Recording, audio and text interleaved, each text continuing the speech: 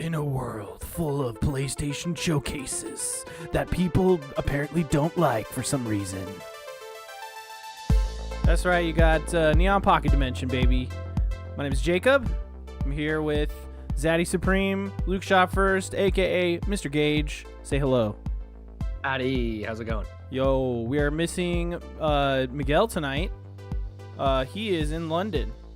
Jolly old London. London, England. I got a new shirt. It's a pineapple with the pot leaf on top. That's kind of fun. You know what I mean? Let's do the slow fade on the music. Slow fade it out. And then here, just take a look. It got me the first time. I was like, oh, cool pot leaf shirt. And then, nope, it's a pineapple shirt. Yep, and I'm so fit. I'm so fit right now. Get it? Hey, we're here to talk about today's PlayStation Showcase that happened today, 1 p.m. Pacific time. Man, we all went in there with a lot of apparently expectations. The only expectations I had were new IPs. That happened. That did happen. You know what I mean? Yeah. But hey, before we get to that, let's bullshit a little bit. We had last week off. Yeah, welcome back. You were on a quest of sorts. Yeah, you could call it a quest. We could call it Joy's birthday quest. Joy's birthday quest. Or Mochi Squeeze, as she's known on Odd Valley, of course. On the net, on the interwebs. on the net. Isn't that a throwback? Yeah. Oh yeah, with the Sandra Bullock, dude. That's when she was kind of cute, you know. Yeah. She had a moment. Yeah, I mean, Miss Congeniality, she's like I'm hot, but in the net, she's like, I'm just a cute nerd and I'm hacking computers with floppy disks. Remember that? Do like that. Remember that movie? Yeah. Oh yeah. Or also the movie. Is it the movie called Hackers with Angelina Jolie? Yeah. That wasn't Sandra Bullock. However, way superior hacker film, and I still love it to this day. It has some of the best 90s actors in it. And Angelina Jolie's boobies are shown in that film. So that's always a fun time. Yeah, hell yeah. Yeah. So if you've never seen Hackers, I mean, besides the Sick Boy from Trainspotting's in it. Yeah, that's right. What's his name? Zero Cool? Yeah, Zero Cool. Zero Cool. I forget all the other names. What's the dude from Scream who's in stuff? Yeah. I don't know his name, but I know. Or not Scooby, Shaggy. Fuck. I'm always drawing a blank on names. Regardless, this podcast, if you don't know, it's all about being nerdy, loving your nerdiness, not being judged for how nerdy you are, all that type of shit. You know, so come in here, let us know, what are you nerdy about? It could be anything. You know, are you nerdy about toothpicks? You know, because you like to chew on a different toothpick every week or something. You know, we had the homie Gomstead on here. He's nerdy about his hats. He's got a whole regiment. That's a whole thing. Yep, I think it's a 32 hat regiment. Although I did suggest to him, I found Wario64 on Twitter. Shout outs to him, by the way. One of the best things that's happening on Twitter ever. He tweeted out a Pizza Hut hat that looked like, you know, the lights that were like hanging. Yeah. You know, the big red ones that said Pizza Hut, and it looked like stained glass. It was one of those bucket hats, but it looked like that. Fucking cool. Really expensive.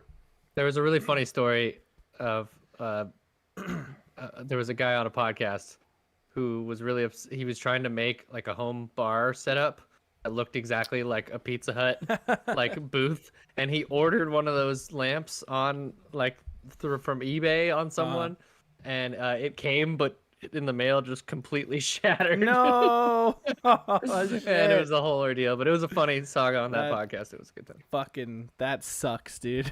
Yeah, it was brutal. He was like all excited. He went on this whole big quest. It was like the final piece of his like little home bar, and then it came just destroyed. That is funny as hell. Yeah, so yeah, we went on a vacation for Mochi Squeeze's birthday. We did a whole bunch of stuff. Went to Super Nintendo World. Yes. We saw NoFX. Of course, we visited her family. Our dog, we left with them, so she was on her like basically summer camp. I kept calling it Arya's summer camp. Sleepaway camp. Yeah. And then we drove up. Like I said, we drove up to LA. So on the way back to where we were, we drove up the PCH Highway, which was fun. What else did we do? Yeah, then we jumped on a plane, went to New Orleans, which is hella cool. Rad. Had really good food. And that's actually going to feed into my endorsement later. So get ready for that. Stay tuned. But yeah, char-grilled oysters is like my new favorite thing that you can really like. You get out there, very good. But also po' boys, we ate like a bunch of those. Those are super good. I don't know if you don't know what a po' boy is. It's just like a sandwich, but it's got like fried shrimp in it and stuff. Yep. Yum yum. Yep. Sometimes crab or other stuff. But let's get into the WIBNU. WIBNU stands for what you've been nerding out on. Let's start with you. One day I'll learn how to sign WIBNU, but I don't quite know it yet. I know that. This J? Anyway. Yeah. Yeah. What the hell's the Y? Y? Does this look like a Y? I know. Sorry. I know D is that, but I don't know. I don't know if B's like. Anyways, whatever. No gang signs on this here podcast. No, let's not do that. WIBNU, yes, things. Well, I mean, I think were we not doing a PlayStation reaction cast this week, we'd probably just be doing a Zelda cast if we, you know what I'm saying? Oh yeah. I've got, obviously, maybe we'll do in a couple of weeks or something when we have a moment, because we got a busy couple of weeks coming up with all the Summer Games content coming out. But we'll have to kind of come back to it, maybe like once we've all finished Zelda or something, and kind of do a Zelda deep dive. Because God, what a game! It's just got, obviously, it's hooks in me. I'm wishing I could play more of it. I'm a new dad, and work is actually kind of busy right now, so I've just been trying to get to it a couple hours here and there at night, but sometimes it's like sleep Zelda, and it's like pretty much it's a debate, so.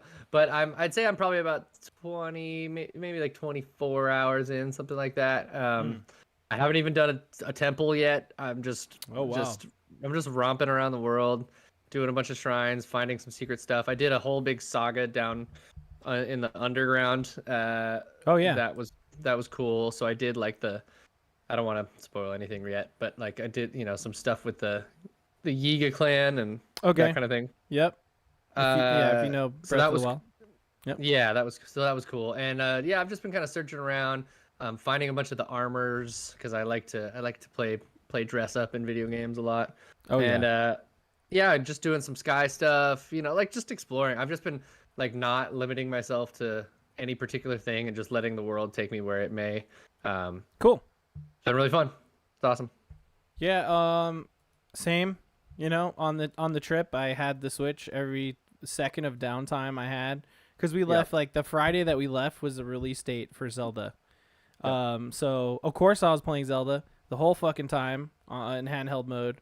On the plane, in a car, in a hotel, at the airport. Where else? I don't know. I set up my capture card permanently downstairs so I could stream it a bunch. That's cool. Nice. Yeah, loving it. Of course, like I'm not gonna spoil a lot of stuff or anything like that, of course. But like I'm sure you may have seen internet clips of the game. People are fusing things together, either a weapon with something or a what is it? Zonai device. Like attaching wheels to like a plank of wood, or like the Zonai devices, which are they do things like the most basic one. Not really a big deal to spoil this. Is a fan, right? You just like hit it to power it, and then it blows stuff around, or whatever, stuff like that. Yeah. Pretty awesome. It's pretty amazing. I saw this game, like I've heard other people say this as well, but I echo their sentiments that it makes me feel both sometimes really, really smart and other times really stupid, because I feel like it's begging to just be like played with, and every problem that they give you has like a bunch of different solutions, and it feels like maybe there's one solution that they thought of, but they also figured like you you'll probably figure a different way to do this out. And so sometimes you just do it in a super cheesed way, but it doesn't necessarily feel like you're cheating exactly. It feels like, oh, this is just how the world works, and you can just do this however you want to do it. But Yeah, totally. then other times I'll get to something and be like, how the fuck, what do I do? And how does this work? So it's cool like that. I like it a lot. Yeah, and without spoiling, without really spoiling it, there's this one shrine that essentially just gives you like all this stuff, and so I'm looking at the stuff and I'm like, what do I do with all this stuff? And the solution is baseball, and that doesn't give a lot away, but I just did that one the other night. Yeah. dude, I was stuck there for like 30 minutes, like attaching things to things, wondering what the hell all this stuff's for. It's just baseball, man. And that's Japan for you. Baseball. They do like baseball. Love that shit. Shiyoshi Shinjo was one of my favorite players on the Giants back in the day. Nice. I don't know who that is. Yes, that's fine. He's a random second baseman from like the Giants in 2004. So. Oh yeah. Big time. Yeah. So it's been pretty much just Zelda. I haven't been playing a whole lot else, although I did finish the battle pass. I'm level like 104 on Fortnite. So that was pretty epic. I haven't finished a battle pass on Fortnite maybe since like season like one of the first seasons of Fortnite. Mm-hmm. And so that was cool. That just felt kind of good. I was like, wow, all right. And so unlocked a bunch of stuff there. Yeah. Playing with the lads and having a good time. It's been fun. So that continues. And then I downloaded Planet of Lana, which is a game that dropped this week on Xbox Game Pass. It is a little indie game, kind of in the vein of like an Inside or a Limbo, but I would say it's much more beautiful. I just popped it open and then was about to kind of start it, and then baby started needing my attention. So it's on my hard drive. I'm ready to rock. Gonna play it this week, but haven't gotten around to it yet. But I'm looking forward to it. Nice. Yeah, I just bought what's it called? V Rising, because it's on sale. So I'm probably gonna get into that a little tonight. I mean, I want to just play Zelda, but I'm also playing other things. I want to try out Planet of Lana as well, of course. Yeah, it looks gorgeous, and I'm kind of like, I feel like it might be just like a nice little break between Zelda because Zelda is gonna I know it's just gonna go on for a long time, so I might as well pepper in some other stuff in there. This is gonna go on and on and on and on. But Diablo 4 is coming out, so that's gonna eat up time as well somehow. We're all screwed. Too many games coming out all at once. Too many games. Ridiculous. What else? Oh yeah, and then I also bought Vivid Lope, which is only $10 on Steam.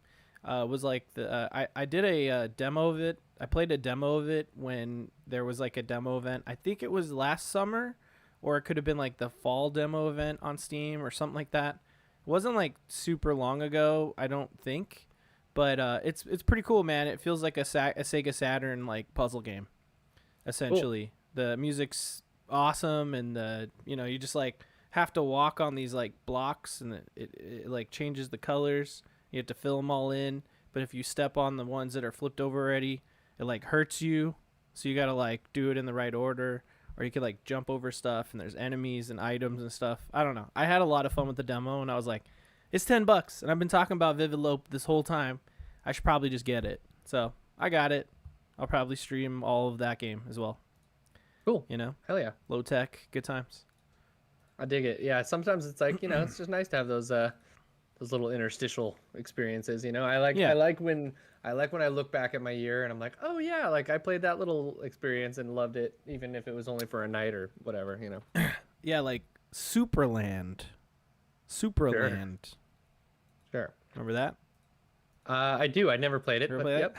Yeah. I tried it out. I tried it out, and I was like, whatever. Just kind of sucks. Cool. Yeah, sure. Yep. But I remember there was like one year where I just played like all of like those weird Sony games, like Journey and Flower and Bound and the Unfinished Swan and like everyone's gone to the Rapture and stuff like that. And I was like, like it was cool to look back at my year like peppered with all these little experiences. And I was like, oh, that's cool. And sometimes I miss sometimes I don't go into the. I feel like there hasn't been a ton of like. There's been some great indie darlings, but they've been very much like different styles, like roguelike type of things, or like last year there was like Cult of the Lamb and stuff that just they weren't Yeah. like as kind of wholesome as some of the indie games of yore have been. You know what I mean? Yeah. I'm sure I that I'm forgetting some that totally were that, but like I don't know. totally just broke my glasses and fixed them while you're talking. But during Wow. that time, I also bought Cult of the Lamb. Never booted it up, so it's in the backlog. I'll play it eventually. There's apparently like a free update to it recently, so I don't know, more content. So that's cool. And then Yeah. I also bought Legend of Mana, which is like one of my favorite PlayStation 1 games, because it was ported to Steam. So had to buy that.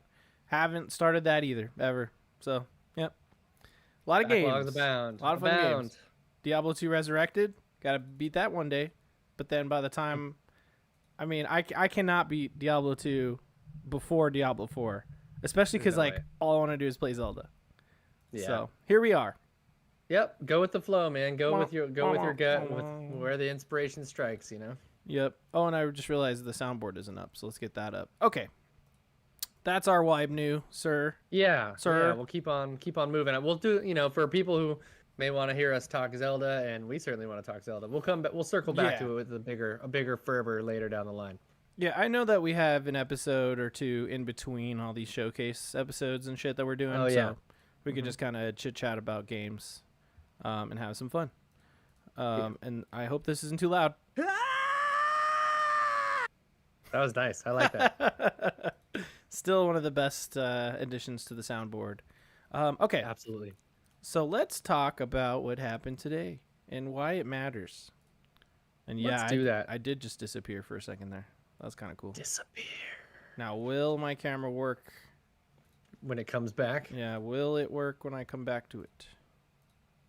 No, it's not. No, maybe not. Definitely not working.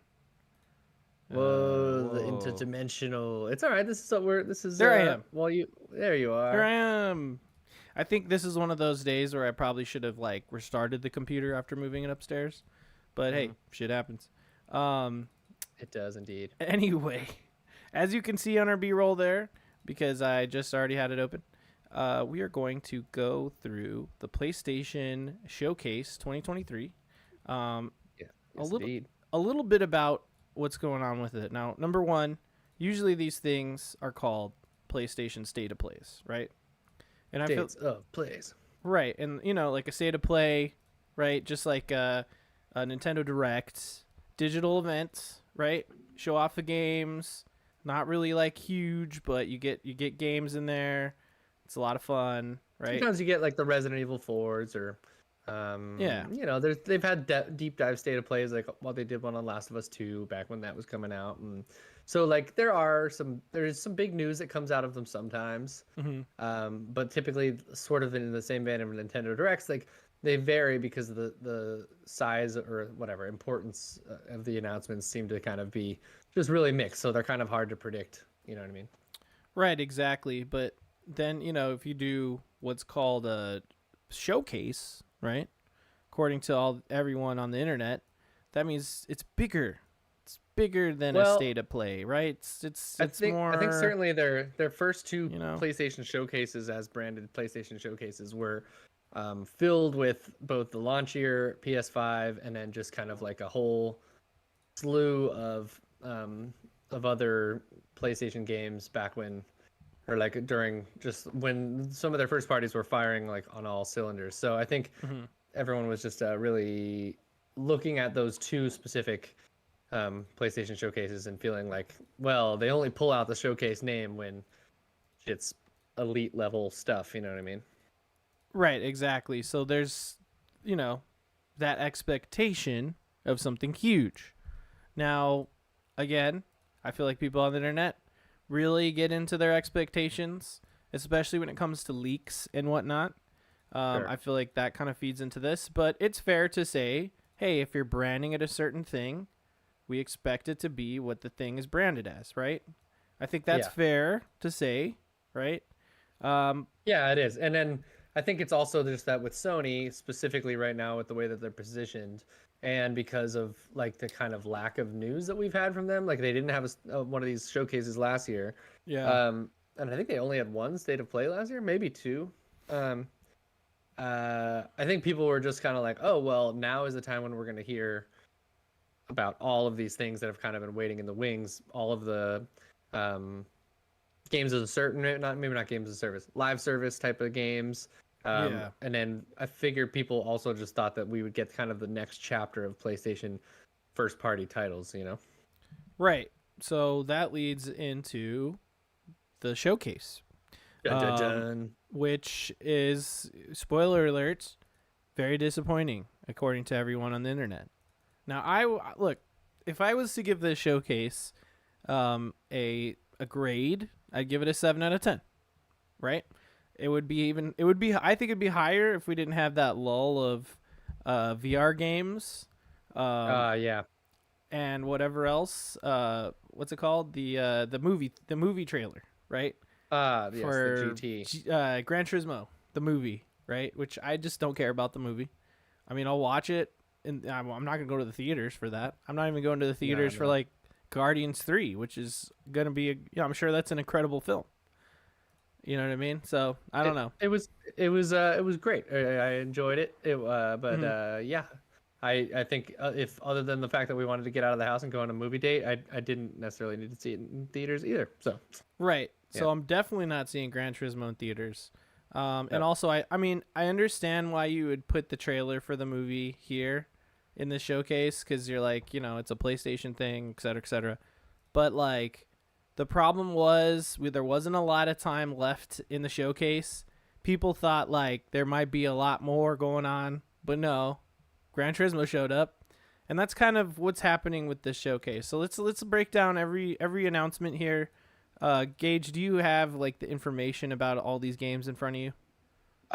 Yes, I do. Actually, one second. I Okay. have to just open up this email I sent myself, and then I will have it all. Okay. So I'm gonna just run the B-roll and we'll skip Yeah, around. go for it. Yeah, totally. Um, So, first of all, as since you gave it a grade, I will also. You gave it 7 out of 10 pockets. yeah. Um, I think I think I would probably echo that sentiment. Um, And then typically it's out of 5, and you could do the 0.5. So what I'm really saying is a 3.5 out of 5 pockets. you're doing a 3.5 out of 5 pockets. Yeah. I think Yeah. I'd go Sorry. somewhere between a 3 and a 3.5 Hmm. pockets as well. I think the thing is again, and like I was telling you before we went on air, just that I have kind of like two takes on this showcase, which is like one of them is just the gamer, game enthusiast, person who likes to play video games and likes likes um looking forward to new video games regardless of like whether they are someone's first party or whatever. Like a new game is a new game is a new game type of thing. You know what I'm saying? Yeah. And so I have like that take, in which case I think this showcase is a little higher, maybe like a 3.5 to a 4 even pockets. Yeah. Because there's a bunch of new stuff here. I'm certainly interested. And then there's the side of me that's like a little bit more of like someone who likes to think that they have like an idea of how to like market things, and because I'm in graphic design and marketing is part of my job also at work, and also just with enthusiasm towards this industry. There's a lot of like we all like to get hyped on things and kind of critique showcases, and there's a lot of like that fervor that happens like with E3 and Summer Games Fest and all that stuff. So I think that side of me puts this a little bit lower because I'm a little bit confused as to Sony's messaging overall. And like PSVR 2 is a thing to me that just doesn't really make any sense. And yeah, I feel like a lack of cohesion as far as like Sony's communication in general. So I feel like that part of me puts this showcase lower at like the 3 level. So yeah, I don't know. Yeah. I mean, I totally get that, man, because the pacing in this showcase was definitely criticized by a lot of people.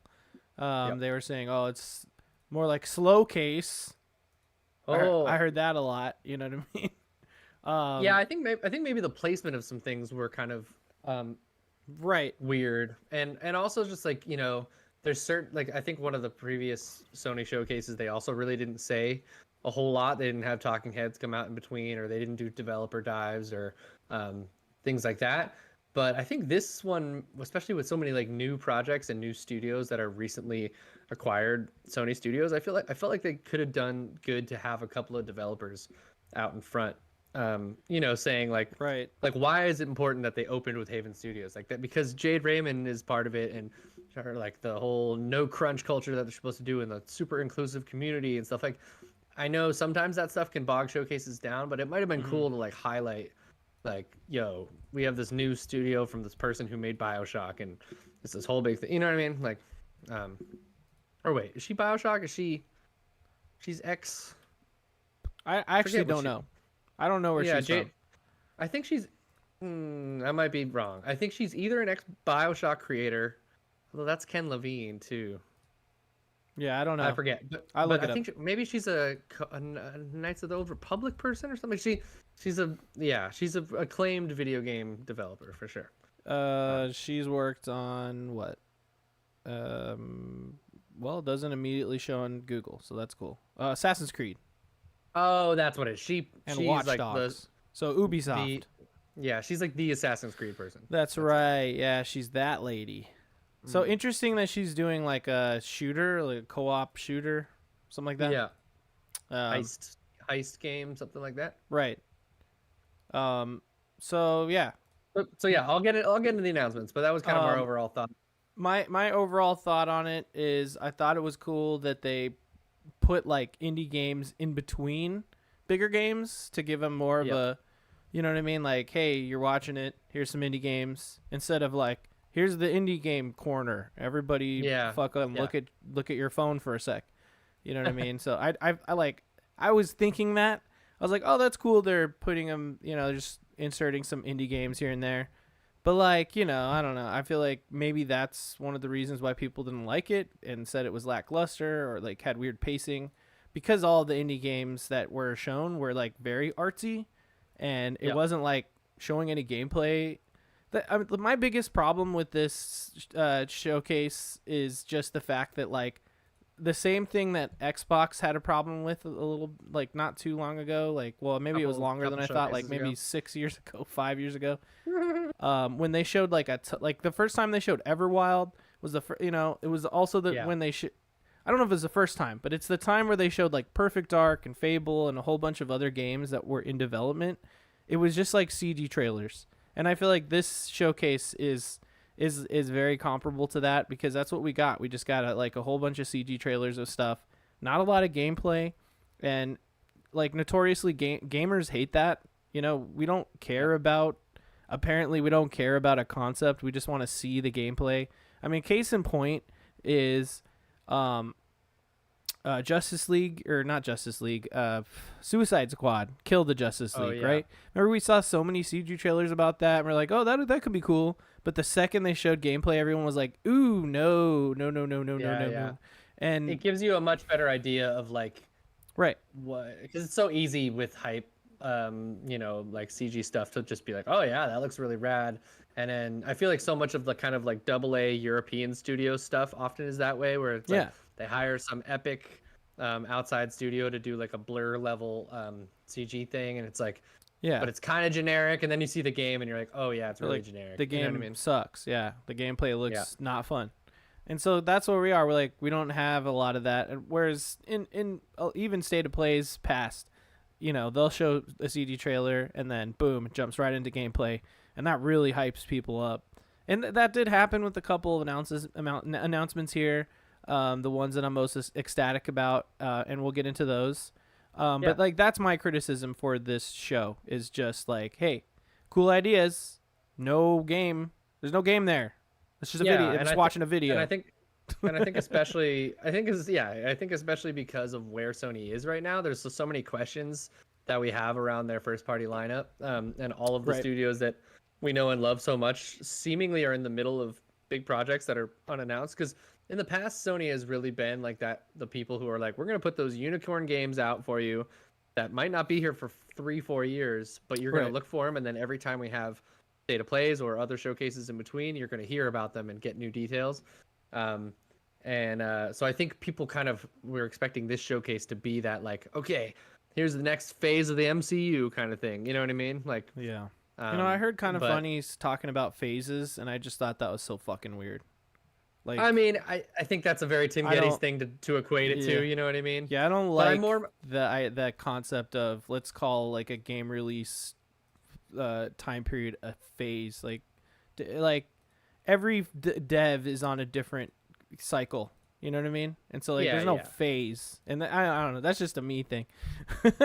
No, I get it. I think where they were It's not coming fair. from with that was like there was that one E3 where there was like God of War, Ghost of Tsushima, Death Stranding, Yeah, they blew their load. They blew the Horizon load. Zero Dawn. Load blown. Well, yeah, it was like there was all of these specific. There was more. I'm forgetting Spider-Man. Yeah. It was like that big swath of like this is what all of our studios are doing, and then some of those were further along, some of them weren't, but they kind of showed their whole hand, and then Yeah. slowly but surely we found out, or like we played all of them. Yeah. Last of Us, all that kind of stuff. So I think people were expecting the same sort of thing, even if some of them It's not gonna weren't happen. coming for 4 years or whatever. I think that people discount the impact of COVID, and so 100%. and that's kind of the biggest thing here that's going to feed into this showcase that we're still not watching. Yeah, sorry. Let's get past. But all I'm saying is I got into an argument with some kid who was like, "Oh, well, what the fuck, man? COVID." I was like, "Well, COVID really affected game development," and he's like, "Well, Xbox hasn't been coming out with any games, but PlayStation keeps coming out with games." And then not 3 days later, we get this showcase, and there's like not a lot of games. There's no first party games, and I'm like, COVID, you fucking idiot. All right, so let's get into the first Get game. into it. The first one, yeah, we talked about this briefly, but Haven Studios, Jade Raymond fronted thing there. It's Fair Games game, the S being a money symbol. So looks like multiplayer, kind of watchdog-ish, hacking. There's some equipment, there's some guns, super flashy trailer. It's like that game where you heist stuff. What's it called?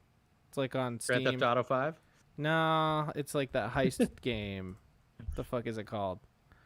I don't know. Everyone plays it. There's like 2 of them. Watch Dogs? No, Watch Dogs is a hacking game. Hmm. It's that heist game. It's like a 4-player heist game. Payday. Thank you. There it is. Good job. I yeah. never played a Payday, so I wouldn't know it really. But yeah, I feel you. Me either. But like I did play. Fuck, I'm forgetting everything. The battlefield one where it's like the robbers versus cops, whatever. Hardline. Battlefield Hardline. Is that what it's called? Oh, maybe. Think so. Yeah, or Bad Company. Well, it was like a war game. Hardline was like people were like one team is trying to steal a vault, like just open a vault and steal the money and get away, and the other team is the cops trying to stop the other team from doing that. Payday is just, I think it's just PvE. There's like not another team. So this just kind of seems in the same kind of vein as those type of things there. Could be cool, but hey, CG. Just a CG trailer. Right? Yeah, and again, this is one of those places where it's like, have Jade Raymond come out, and everyone's like, damn, hell yeah, Jade Raymond's part of PlayStation. Like, make her the all-star, But maybe she doesn't want to do that because she was talking about like kind of the equity of her company and equality of her company and all that kind of stuff. But I think this could have been a place where it's like, all right, you got the big hitter. This is a game you should care about because of the pedigree of the people making it or something like that, Yeah, for sure. I think they were trying to keep it short or something, even though it felt long. It felt long still. So it's like, bring out Jade. Just bring her out. Even just for a quick second, just like, hey, this is the beginning of the PlayStation multiplayer, or maybe not multiplayer, on whatever. Co-op, whatever you want to call it, buzzword.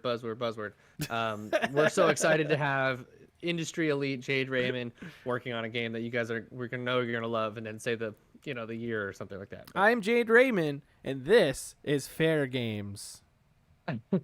Welcome to the world of Fair Games. Take it till you make it. Wow. Okay. Cool. Then we had Herman Holtz talking for a minute there, but then we got something really interesting. Oh yeah, Helldivers 2. Arrowhead Studios. So the first one was originally like what, a PSP game? Is that right? Yeah, it was like a kind of isometric, top-downy, kind of arcadey thing, but really hard. I remember. It's like what, like a twin stick shooter? I don't know. I never played it, I never but played it. but I think it was beloved by the small swath of people who love their Vita. Um, I yeah, I heard a think lot about this game being good, like the first one being really good. yeah, no, I heard people. that. It's really beloved by the people who played it for sure. But But everyone's saying this is a pretty big glow up. Like everyone's saying this is looking, um, I like cool, I thought it was Starship Troopers at first, right? Straight up. right? Because they're just like fighting bugs, and it kind of had like that feel. So I'm like, as a Starship Trooper fan, there actually is Absolutely. a Starship Trooper game right now in early access on PC. I think on Steam, but this is pretty dope. So I don't know. I play this. Looks fun. Yeah, it looks cool. I like the atmospheric vibe of it. It looks like Nice. it's just, again, it's probably just like fun co-op. I think it's co-op. It seems like the vibe of it feels that way, but maybe not. Yeah, it looks like a Um, 4-player co-op, up to 4 players thing. yeah, just killing big hordes of stuff. There's probably some cool like little missions on the interstitial parts of the game and stuff. And yeah, the bug design looks super Starship Troopers. Oh yeah. Um, but I like the kind of campiness of this trailer and stuff, and it feels like it might be a total blast to play for sure. Yeah. So you say that as the explosions are showing on It screen. Nice. Yeah. No. So looks pretty. It looks really pretty. So okay. So we start off with our Suji trailer for Jade Raymond's game. Cool concept, not gameplay. Then we get Helldivers 2. Looks fun. Don't know why people aren't interested at all, or seem like this was the worst fucking showcase ever. But the game looks fun to me. You're seeing actual look fun. gameplay. Yeah. Where's the problem? Okay. Let's move on to the next game. You know what I mean? Like, Sure. Next game, we got we Okay. get some more PlayStation graphics, which I will give them. Those graphic guys are in their Duffy. They're doing their thing for sure. yeah, we get. oh yeah, this this is, Immortality. Is that what it's called? This is Immortality. Immortals of Avium. Avium. Right. Avium. Ascended Studios. It's an EA original game. These are some ex Call of Duty devs, I guess. Oh, cool. Yeah, and they wanted to do something different with a first-person shooter. Yeah, it looks cool. It's stylish. It's a little Looks like. it feels a little generic in the storytelling and the writing. What I've seen from cutscenes so far. Yeah. It feels a little bit the video game. You know what I'm saying? Right. But the actual combat looks really cool, and it looks gorgeous. Yeah. So. Here's my thing with the game.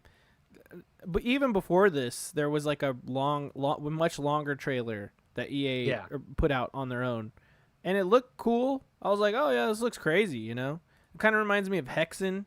Oh yeah, you know totally. What I mean? Such a Hexen spiritual successor. As an old bastard. Or we actually had this Doom clone called Catacombs on DOS on the PC when I was a kid. And it was, instead of launching bullets from a gun, you're launching fireballs and shit from your hands. So I'm just reminded of like that first person like spell casting shooter thing. To me, like, hey, it looks cool, but this isn't like a PS5 game. This is like a multi-plats, PC, Xbox, you name it game that we've already seen.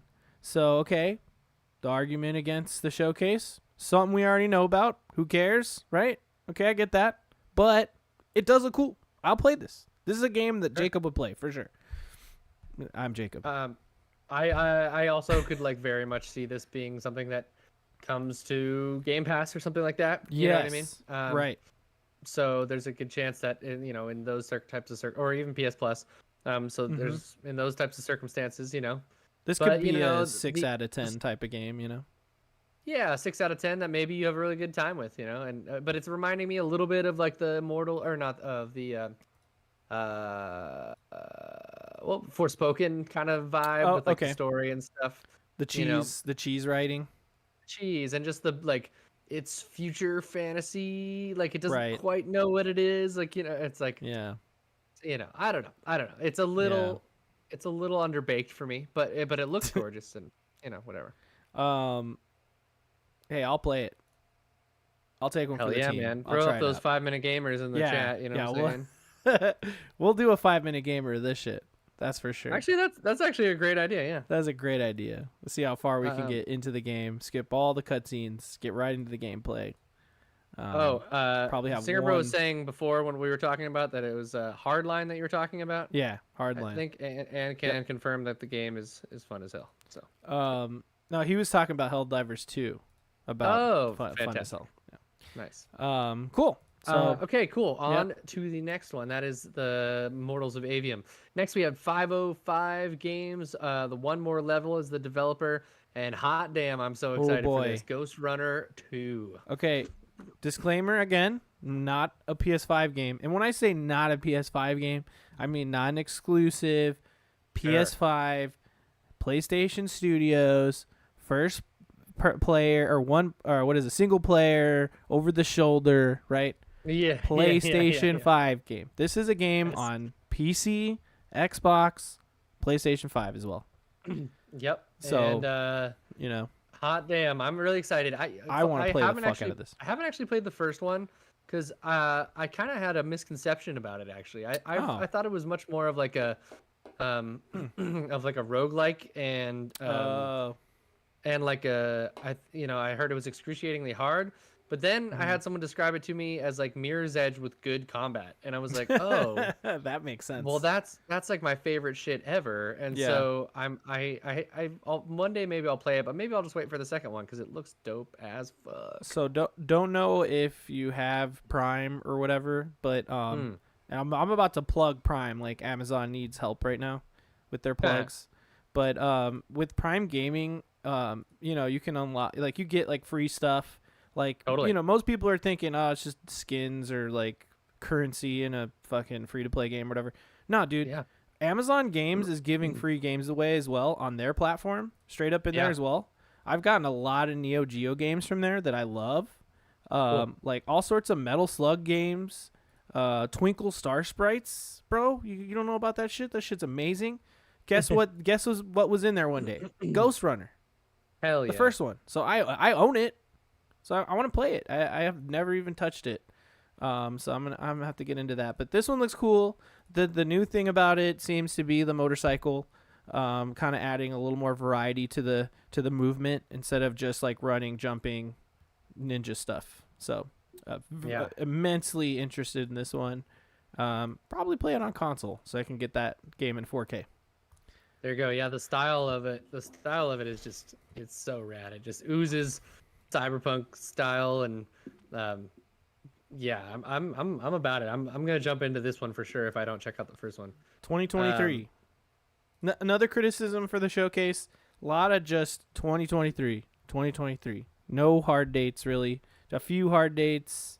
So that's another mark against it. I'm just like, as we go along, I'm just trying to like add context to what people are saying online and kind of what our opinions are that may differ. But just to kind of say, hey, I get what they're saying. But, like, look, I'm really easy to please as a person. I just see a game, and I'm like, that looks cool, man. And so if I have fun with it, I'm like, yeah. Or I'm like, nah. Yeah, it's fun to... It's fun to sit down and see a bunch of new stuff or stuff we kind of know about, but is, like, to see it, like, put together in a nice, juicy package. Juicy. I mean, I also understand people's disappointments. Just because, Sony's kind of on top right now. So everyone wants them to flex that, you know what I mean? Anyways, let's keep going. Great job. Next. Great this job. was cool. This one grew on me as the footage went on. This was dude. S game Phantom Blade 0. This is hands down, besides Spider-Man, of course, best thing they showed. Best thing they fucking showed. I like it because you start off with this and you're like, okay, a samurai game, looks like maybe a bunch of other games that I've played kind of recently. Wolong Fallen Dynasty. Yeah, I was like, what is this, Ghost 2? Yeah, Neo-y kind of things, Ghost of Tsushima. And I saw this shit and I was like, whoa. Trek to Yomi, a bunch of different stuff like that, right? What the hell's going on? It's fucking fucked up. But then shit gets live when you see the gameplay. I wonder how it works because there's a lot of like sword combat where swords are clashing really fast. So I wonder if you're just like slamming the attack button or if that's someone actually like blocking the timing or something. I don't know exactly what's occurring here, but the fluid movement of the game, and just the intense action is like, oh, it's palpable, like how intense and amazing this one looks. I just honestly, I will play the fuck out of a game like this. This has got me, Jacob, written all over it. Like, Oh, you're fighting all these enemies at once, and like you could see the camera moving back and forth. I wonder how much of that is player input, or if it's like kind of simple in a way where like if you're just tapping buttons, it'll automatically deflect attacks. Like, I don't know what's yeah. happening, but holy shit, is it fast! Like, And look at how yeah, cool it is, this man. camera work and stuff like that is so cool when he ducks behind the pillar and stuff like that, and That it kind camera. of just like pulls to that like back around thing. I'm hoping that the way that like when you play Spider-Man, the action feels so frenetic and you're zipping all the heck around, but it doesn't feel frantic. Like, I mean, it does, but it doesn't. You feel very in control as the player, Right. and the camera works with you as opposed to against you, and I'm hoping that that's God. kind of what this is. That you're just like making Yeah. those connections, even if it's kind of button mashy or just rhythmic. Mm-hmm. But that the game just oozes the style around you as you do these things. You know what I mean? So like a Um, cinematic action game, like yeah, cinema forward action game. totally. Trademark that as a term. Trademark, trademark that. I just came up I with that. will say the one sort of little bit of a worry is that this developer is a mobile developer. That's all they've ever done. They've never done a console game. Right. Right. And they do Phantom Blades as mobile games.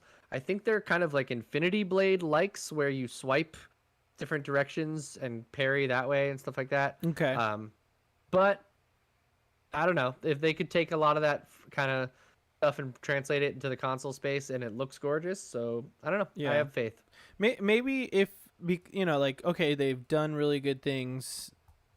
I don't know. I haven't played their games, but they've done like good mobile games, and now that they're kind of given like the canvas of a actual controller and the boundless almost almost no limits of a PS5 versus like just a phone, right?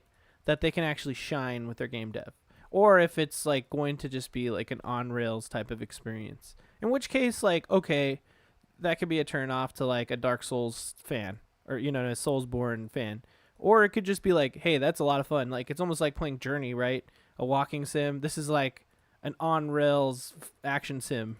Totally. Which could be Well, fun I'm too. down. I don't know. Yeah, I'm down for it to do some of the like, not necessarily QTEs, but like Uncharted-y set pieces where there's moments where it's like, oh, I'm totally in control, but shit is happening all around me. Right. That feels more cutscene-y or something.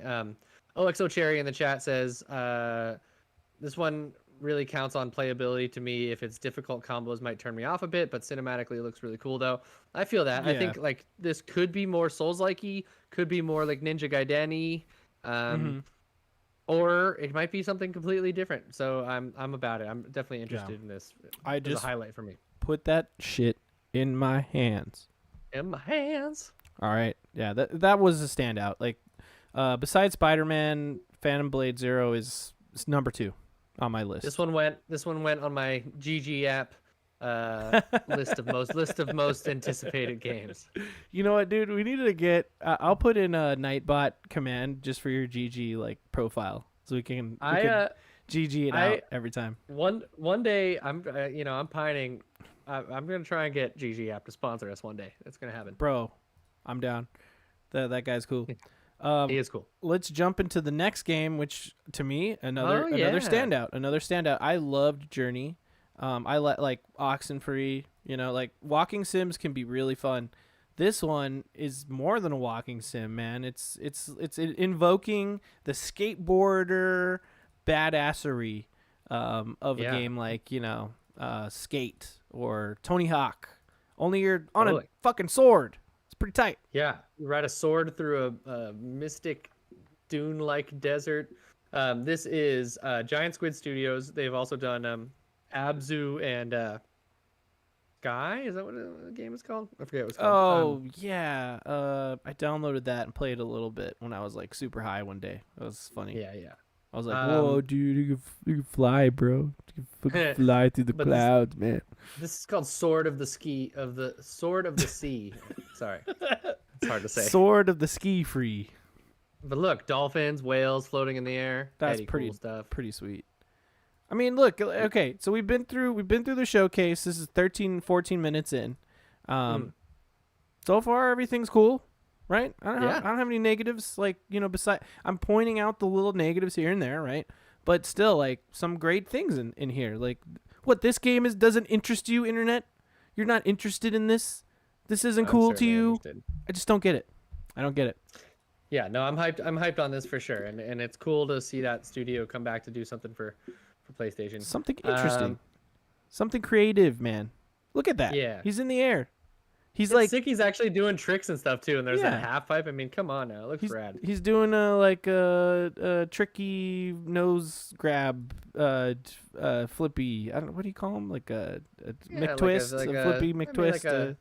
Yeah, you could do like a like a melon grab McTwist or something like that. There you go. Like switch backside 720 with an over crook nose grab. Whatever. There you go. I like that. That's right off the cuff. Singer Bro said like they combine all their past games into one game. No, totally. I love that. Love that shit. Me too. Then we have the Talos Principle 2. Okay. I've heard of the first one, but I have no idea what it is. Do you know anything about it? Okay, so it's one of those like puzzle games. Like, think of the Witness or something like that. You know what I mean? Think of what's the Mist? Yeah, that's what I was thinking. Yeah. Like, I mean, obviously not exactly like that. It's more of a sci-fi romp type of puzzle game. I think it's sort of like psychedelic in ways where it's like a little trippy. There's like, pyramids, and I mean you're seeing on the screen weird robot sci-fi-y. But at the end of the day, I believe it's a puzzle game. Yeah. Didn't play the first one. Always been on my radar. I like these puzzle games. I always get caught up in dungeon crawlers, but love me a puzzle game. Cool. Talos Principle 1 is beloved by those who love games like that. And I guarantee the Talos Principle 2 will be a great game as well. Not a PS5 exclusive, right? So again, this is a PlayStation showcase. Earlier you were mentioning the things that were at the last showcase, all these PlayStation exclusives from first party studios, a reason to have a PS5. And this is available on Xbox and PC as well. So, this is another criticism of the fan base. And, you could say it's valid, but hey, this is the first place it was unveiled, and it will be on the PS5. And it does look cool. Will we play it? Probably not. I don't know. Yeah, I don't know. I'm gonna look into it a little bit more because it does look. It's got a cool thing going on for sure, but I'm not sure. We'll see. Yeah, it's like that gross game on Xbox without the grossness. I was gonna say it's like a pleasant looking scorn. For sure. It's like robot nice scorn. Robot clean nice scorn. Hell yeah. Next up, from the creators of Gree. Oh yeah. We have super artsy game about a wolf deer and a warrior against the darkness called Neva, as in, bitch, you never ain't gonna have this money. I was going with the never gonna give you up. Oh, never gonna have you now. Yeah, sure. They should have had a Rickroll in this trailer. Could you imagine? It's a gorgeous art style. Love the look of it. Yeah. Did you play Gree? No, I didn't. It was on Game Pass. I think I own it on Switch. Maybe. It was on Game Pass for like 6 months or whatever. I thought Gree was kind of cool. I fell off, because my massive backlog just grows and grows. I just try to play every game. And check out 5 Minute Gamer on YouTube, and that's what I do. Steven, I see you in chat. Him too. We're 5 Minute Gamer. Oh yeah. Check out the 5 Minute Gamer. Games for only 5 minutes because I want to play every game, and there's not enough time in the world. But Gree is pretty cool. Now, here's the thing about these indies, right? All of the indies shown at the showcase, very, very artsy. So like, okay, cool. This is almost like watching a short animated film. You know, it's cool. It evokes emotion and stuff. I think we can get that vibe from what the gameplay will be like. But like, what is the game? What are you doing in the game? No one knows. I don't know. What the hell? You know, could be cool though. I wonder if it's gonna be kind of like Ori and the Blind Foresty, or more like the Pathless kind of vibes, where it's like, it feels like it's gonna be 2D, but it might not be. It might be kind of like voxel 3D kind of vibe. I don't know. Hard to see. I feel like it'll be side scrolly, just like Gree was. But that's just what I think, because that's the kind of game they make. I don't know. Yeah. But I'm certainly interested. Yeah. I mean, I don't know. I'm just probably not gonna play it. But if it's on Game Pass, I'll try it out. There's that for you. I don't know what console it's gonna be on then. Rolling right along, we got Cat Quest. Okay, Pirates of the Caribbean. This is definitely another multi-plat game. Yes, it is. But man, coming to Xbox. Don't worry. I think Andy of Kind of Funny, he summed it up the best. He's like, this looks like one of the games that's like a commercial in between games at like Summer Game Fest or like at the Game Awards. You know what I mean? Yeah. You're like, just switched over to a commercial and I didn't realize. Right. Yeah. You thought it was a trailer, but you're like, oh no, this is a mobile game. So I don't know. I mean, it could be fun. You know, it's like a little platformer, I guess. Sure. I don't know. Sure. Just walking on a map. I'm not interested. So Nor am I. I can give this a thumbs down, and that's a mark against the showcase for sure. Sure. Whatever. Sure. Onward to another thumbs down, in my opinion. Square Enix, with all of their their wide repertoire. Shows that Foamsters. It's actually Foam Stars, but I'm calling it Foamsters. Foamsters. You fucking bastard. Foamsters. Yeah, so looks like a dumb Splatoon clone, in my opinion. Yeah. My joke for this trailer for this game, like, okay, so first of all, the way that this intro's right here that we're watching, I was like, oh, this is definitely a multiplayer game. And then I was like, yeah, it's kind of like Fortnite, I bet. But then they started shooting, and then all the foam came out, and I was like, oh, fuck. Something's wrong here. Something's horribly wrong here. Oh, man. But yeah, no, I mean, the graphics, like the in-game graphics, not as great as the CGI trailer, obviously. At least we got actual gameplay.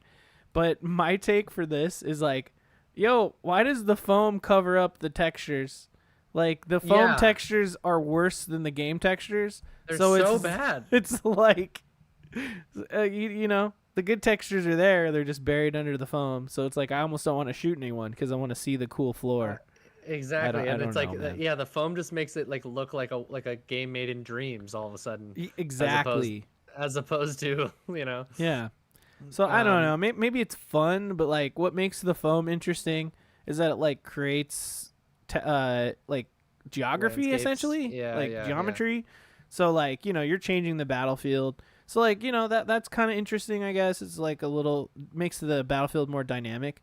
But then it seems like after a while, it's just, I'm just walking on the same foam, the same exact colors of foam on every level every time I play it. So I don't know. But hey, at least someone's trying to tackle the Splatoon formula. I give them credit for that. This is a PS5/PS4 exclusive.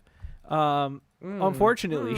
Unfortunately. I mean, I guess, except because in this type of thing, you want a bigger player base and I don't know. Outlook not so good. Square Enix has to have one game every year that just fails, so this can be that one maybe. Yeah, this game. This is what I said. This game is another game that will stop being supported in a year. Yeah, that'll have die forever. 14 players playing it, and it'll be like, ooh. Yeah, and there's going to be all sorts of cheaters. Yeah, good luck. Good luck to you. And Cherry in chat says, it felt like they needed a kid-friendly game the whole family can play. No blood, just bubbly rainbows, which I get that. This is clearly a kid game, but it's like, I don't know. I feel like they're just kind of ruining their own game with the foam. Sure. Because the foam looks like shit. I'm sorry. The foam looks like awful. However, we transition on to maybe another highlight of the showcase for me. Plucky Squire. Now, this game was already announced either during, I think it was Summer Games Fest, honestly, last year. Yeah, it might have been. I also may have seen this at a. No, Might probably have been not at a Nintendo Direct, but I almost want no. to say it was at a Nintendo Direct. It wasn't a Nintendo Direct because it was essentially marketed originally as like a Steam game, although it had the other Hmm. consoles on there. It Hmm. could have been an Xbox one, but it definitely wasn't a Switch one. I know for sure. My thoughts were it was like Summer Game Fest or Game Awards or something like Could that. be. One of those events in the summer or toward the end of the year. So we already knew about this game. And again, Totally. to me, it was a Steam game, right? But here it is at the PS5 showcase. Hey, I welcome it. It's cool, man. I want to play this game. This game has been on my radar the whole time. I've been thinking about picking it up on my fantasy critic, okay? You know, Guaposoft may want the game, but I'm just afraid that it'll fall out until 2023, you know? Cuz there's no hard date. Yeah, Going there is no hard date. I was a little bit Yeah. disappointed that I was like, why is this here if it's not? There's no hard date on it. Yeah, but it looks incredible. So if you don't know about the Does. game, you're flipping between 2D like storybook stuff and like a 3D like environment as well. So it seems dynamic, it seems creative, this of course comes from Devolver. So Feels uh, like it's got like it's it's just got like a Link Between Worlds plus Tinykin plus like I don't well, know, almost Mario like Odyssey did this as well. If you yeah, remember, totally. there were moments. Mario Odyssey. Yeah. Um, I'll play the shit out of this game. It looks so cool. I just think it's what it's doing technically and the way it looks when you pop into the 3D thing is just absolutely Yeah. stunning. It's insane. It's kind of mind-blowing. It's like Yeah, like the 3D lighting is intact on the 2D textures, and it just oh god, it's just man, it's a technical achievement. Wouldn't want to play this on the Switch. Probably would. I don't know. Probably play it on the PS5. I don't know. You know, yeah, but again, and it's coming to Xbox, so I'll play it there. not a PS5 game. Again, right? Right. This is kind of Yes. what I'm getting at. This is the problem. Then we jump into what's it called? What was this? It's called Breakdown, Teardown. There it is. Teardown. This It's been you- out for a while. It's out on PC. It's got a big following on PC. It's kind of like a Minecraft meets Burnout Paradise kind of thing. I like that. That's a kind of a good Yeah. way to put it. When this game came out, it was like at the top of the Steam charts, and it was all over the internet. And I like to watch highlight reel. If you don't know about highlight reel, immediately go to YouTube, look up highlight reel, subscribe to that, because there was a ton of highlight reel videos about Teardown, but it's just like it's Levolution, the game essentially with voxels. You know, anything's destructible. It's super cool. There's like a ton of different game modes and stuff. There's like a puzzle game mode where you can only like use so many tools to try to break down a building, or like there's like free plays, there's like missions, you know, there's all sorts of stuff going on. So great to see this game coming to console. It's been in my Steam wish list for years at this point. Nice. So I definitely Cool. need to get well, it. I don't think this doesn't really. It does not appeal to me. It's just I don't. Yeah, I just don't see myself jumping in. But It's $30. yeah, cool. You could use that money for like food, and you know. Yeah, So I get, sure. I get it. Yeah. I I get feel it. like my nephew would really, my 10-year-old nephew would really like this game. Well, me and your nephew will play Teardown together. All right. Hell yeah.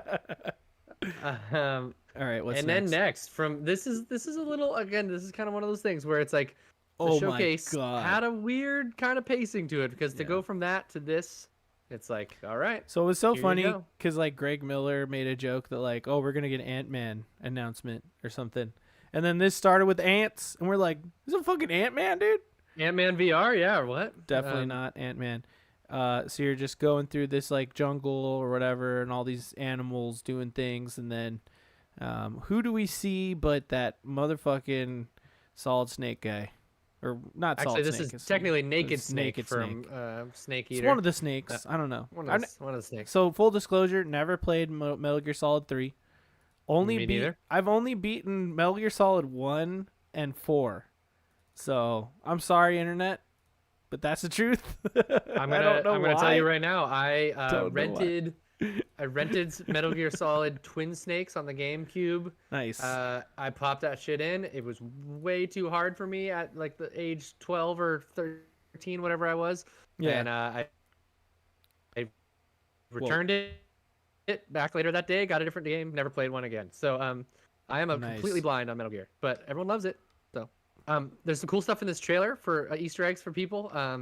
That parrot belongs to this cool sniper enemy that apparently is really tough to deal with in the game. Oh wow. Yeah, so that's like a bird that he uses, and if the bird sees you, it like alerts that guy to your presence, then you get sniped at. Oh wow. There is when the lightning flashes in here, you can see helicopters carrying like a ship that you use in this game, like some sort of cool thing. Cool. That fence is like is a definite indicator of one of the locations you'll visit in this game. Anyways, there was a bunch of cool Easter eggs in this, so that's cool. That I is like cool. that. Yeah, I didn't know all that because we didn't play the game. Whoa, a lot of alligators. Whoa, snake. Damn. I'm sure the snake is. Oh yeah, that symbolism. alligator. I watched a IGN breakdown video afterwards that was telling me all this. But I guess one of those alligators is like you can kill it and then you can use its skin, and then enemies will think you're an alligator and they freak out and run away. Oh my god, that's amazing. Yeah. Cool. Yeah. So definitely awesome. Yeah. I mean, I need to go back and beat Metal Gear Solid 2. Yeah. But I'll just wait to play this one. But the other little announcement after this, which by the way, cool, great. We didn't get gameplay, another CG trailer, right? That's kind of feeding into what we were talking about, the theme of this showcase. Just a lot of CG, a lot of concepts, not a lot of meat. Even though we're kind of seeing a lot of gameplay still, I feel like I'm just saying that I feel like people were like underwhelmed, but there's a little more than people are saying there is. But Sure. this is one of the biggest announcements. It's another CG trailer. But the other announcement after this is that the Metal Gear Solid Collection Volume 1 is coming to PS5. So you'll have Metal Gear Solids 1 through 3, the original versions. Yep. So you can play the original Snake Eater if you want. So I might get this just because I need to play through 2 and 3.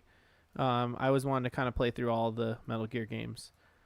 I really want to, so, but yeah. I see the weird thing about this whole thing for me is like, why start with the remakes with 3? Like for me, I would want to wait until Metal Gear Solid 1 or not even Metal. Like I don't really know how they go, but there's the original Metal Gear, right? And then there's Metal Gear Solid 2. Then there's Metal Gear Solid Twin Stakes, which I think is a remake of. I don't know. It's very confusing and Kojima-y. I think there is a Metal Gear 1 and 2 before Solid came out to the PlayStation. Because the first Metal Gear was on... NES, even before NES. I think it was on the fucking like Commodore or some shit. But then it came to the NES. And then Metal Gear 2, I think, came out. And blah, blah, blah, blah, blah, blah. So for me, it's like, when someone's going to tackle a remake like this, like I would really like them to just do... like get me into the series and like can I start at 3? Like for me, I have no idea, you know what I mean? Or can I start at Snake Eater? So Snake Eater Snake Eater is a prequel. It's a prequel. It's an origin story of Snake, right? Technically you could start with Snake Eater because it's prequel. But there is like basically a remake of Metal Gear Solid 1 essentially. I think it was like a PS3 game. So, like, they updated the graphics and, like, changed it a little, from what I understand. So, they've kind of done that. But, like... for me, it's the gameplay of it. I just, like, again, it just feels really clunky and old to me. And if you don't have the nostalgia for it, I feel like I'm going to go through it and be like, I don't know. Maybe not. But yeah, let me just hit one of these. Great job. Yeah, but, hey, the collection's coming to PS5, so whenever you get one of those, you can play through them. Yeah, maybe I will one day. I mean, it's such a blind spot in my gaming history that I do feel like I owe it to myself to check it out at some point. And They're good. I love the weirdness of Kojima and all the weird storytelling and stuff. So I could, we'll see. They're good. But I mean, I like Metal Gear Solid 1. That was like one of my faves back in the day on the PlayStation. All right, moving on to the next game. Is this game that's like 100 games? Towers of Aghabasha, something like that. Yeah, so kind of, like it's got that Breath of the Wild kind of feel a bit. It's also kind of like graphically, honestly, kind of makes me think of the Plague Tale a little bit. A little bit. You know what I mean? In a certain way, like just kind of the way the lighting and the shadows are.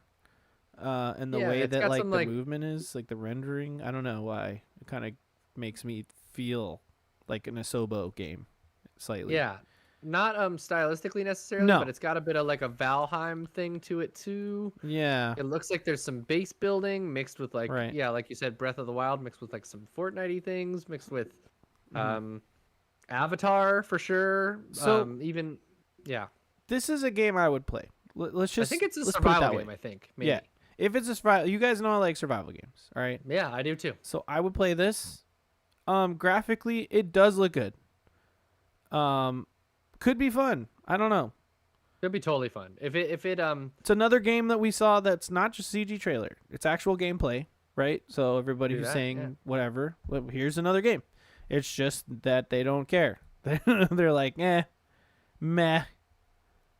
The world looks really Meh. cool. The world looks really cool, and it is one of those games that you think, maybe when I see this running in person, it might not look quite this good because I think this is like a vertical slice type of thing. Right. But I dig it.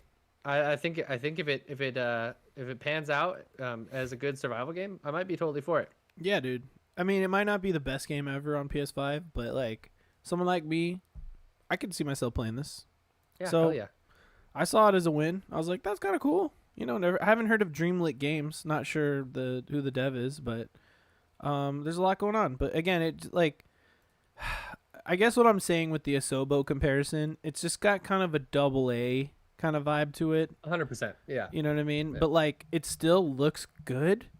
You know what I mean? But like the animation is that kind of like 60 FPS, almost like lower quality but also high quality. Like that's the only way I could put Plague Tale. Like Plague Tale looks good, but it still feels double A. Totally. It's hard to put it, but you have to play the game to kind of see what I mean. That's where I'm drawing the comparison here. So anyway, I'm interested. Didn't think it was a massive thumbs down. Some dude in the chat was like, "This is the worst PlayStation showcase I've ever seen in my whole life," and I'm like, "Dude, you didn't see this cool like flying turtle game? Man, what the fuck? Looks pretty cool." I mean, I guess I can see why someone's like, "Why is this here?" kind of thing. But this is all they got. But you know, for me, it's cool. Next, we get Final Fantasy 16. Woo! I understand why these types of things are here, reminder trailers kind of thing, you know, but we didn't get any new information from this, and so I kind of found that a little bit weird. It's just kind of like, hey, this is coming out next month. Well, it's unseen footage. I'll put it that way. I guess you're right. So that's right. But you know, new, coming off of the fact that we just had all these previews in the last week or whatever, and we had a bunch of people talking about it. I guess it's just continuing to build the marketing hype and stuff. But do you feel like almost that kind of fatigue with like Deathloop, with the way they were marketing that like last year? I'm definitely just like, all right, give us the game. You know what I mean? That's kind of the consensus with Deathloop when they kept showing that at like so many different events and stuff. Like PlayStation always had a Deathloop thing. Whereas like with this, it's kind of like, okay, we've seen so much Final Fantasy 16. I almost don't want to see anymore. Just let me just put it in my hands. It's like we'll literally have it in less than 30 days. Yeah. I'm really this is one of those games that I'm really upset that it's in a console exclusive. Yeah. You know, I loved Final Fantasy 15. I played it on my Xbox. I think it wasn't a perfect game at launch, but I played it a year later, so I didn't notice any of that unperfectness really. Right. And what you gotta love, you know. The food looks so good. Food does look so good. God. But I'm really bummed that I can't play this on my Xbox. And eventually I'll get a PS5 and that'll be fine. But you know, there are some games where we kind of, you know, the fanboy in us is like, sweet, you nailed down a console exclusive, or like that's cool. It's like you get that first or whatever. But I'm frustrated that I can't play Final Fantasy VII Remake and I can't play Final Fantasy 16 when, you know, those games have been multi-platform, and like even they used to be big on Nintendo. Final Fantasy was a huge Nintendo franchise for a long time. Yeah, I mean every single Final Fantasy up until 7 was all on a Nintendo console. Yeah, exactly. And even on the Game Boy, we had a few on there too. That's true. And I know that like obviously, you know, the Switch probably can't run these modern thing. I think this Oh is a no. next gen console exclusive. Oh, No, of course. I'm no. just saying I don't expect it on Switch these days, but I'm just saying it has a legacy Right. of being a multi-platform thing, and it's kind of frustrating to take it away. Yeah. You know? Well, the fact that it was like you want to think like there's a precedent, right? 15 finally came to Xbox, right? Well, Yeah. 13 was on Xbox as well. 14's Mhm. on Xbox. 15's on Xbox. Why the fuck is 16 on PlayStation 5 only? I'll tell you Yeah. why. All right, and this is my theory, because Mm. I feel like Sony knew that they wouldn't have anything this year from their first party, and they needed something like massive that'll really bring people in. And here we are. And the same goes with Final Fantasy VII Rebirth. Just Yep. keeping in the theme of what people are saying, like, oh, well, where's all the games for PlayStation now? Now they're saying the same shit they said about Xbox, about PlayStation. And Mhm. just goes to show that gamers just like to bitch and moan about everything. That's fair. But then we'll get Rebirth like early into next year, like either January, February. That's my prediction. Yeah, they said winter, right? So. Right, yeah, winter. Um, they didn't say a year; they said winter, right? So it's definitely not coming in 2023. Fantasy Critic, whoever picked that, you're gonna lose. You're losing Forget who points, picked that. baby. Counterpicked. Continuing along. So I feel like they locked it down because Sony just knew, like, with the calendar, like, we just really need something else big besides Spider-Man. Even if it's not first party, still an exclusive, still a reason to have a PlayStation 5. Final Fantasy 16 was going to bring in a lot of new fans because it's not going to play like a Final Fantasy game. Even different from Final Fantasy 15, this game is going to play a lot more like Devil May Cry or a similar action game. So I feel like it's going to be a lot more. Well, I want to say accessible, but I'll just say attractive to kind of a normal gamer who's into fantasy stuff or okay with fantasy things. So this is a really good get for PlayStation. Yeah, Especially they've had a you know, really long lasting relationship with Square too. So I yeah. do understand why Mhm. it's exclusive. I guess it's one of the few cases in which that type of exclusivity like just actually bums me out. You know, Yeah, I like fair. years ago when the middle game of the Tomb Raider reboot series was Xbox exclusive for that year. Everyone Yeah. was kind of bummed because the first one was multi-plat. So I just don't like Hmm. it when those types of things happen. Like I No, understand if yeah, it's like historically this franchise has always been on this console, like yeah, whatever, you know what I mean? But I just don't like it when they kind of mix the switch between games, you know. yeah, Not that there's any continuation between Final Fantasy 14 and or 15 and this or anything like that, but you know. yeah. I just think we all want there to be a precedent set and then like a standard, and then I just feel like there's no such thing. These are corporations making deals in back rooms, and you're just kind of privy to whatever happens. And it's unfortunate because, again, this is not first party. So I don't know. But let's move on to the next thing. Yes, we have Alan Wake 2, October 17th, Oh my 2023. This is God, one of the bro. few dates we got this year from this showcase, like actual hard dates. Yes, actually. Multi-plat, Um, another multi-plat game, by the way. Yep, that's true. In fact, it was shown off at an Xbox thing the first time, I want to say. I think so. Or actually, it might have been Could have been Game the Awards. Game Awards. Yeah, I think it was the Yeah. Game Awards. Fuck, man, so hard to remember. I all that know, I know. stuff. We yeah, you know. But this is cool. I like the premise of this. So cool. I was watching some IGN stuff after the showcase, and apparently, you play as a person who goes to investigate, like a murder that very much reflects, the story that Alan Wake, who was an author in the first game, wrote. So like you're kind of retreading the first game, but like through a new kind of mystery that's based kind of like on one of his novels. So I think that's a cool premise, and reframes it with a little bit more like horror and stuff. And This hey, game thanks. looks scarier than the first game. Let's just put It's- that out there immediately. It's supposed to be like more of a survival horror thing than the first one. I am ecstatic for this game. I can't wait.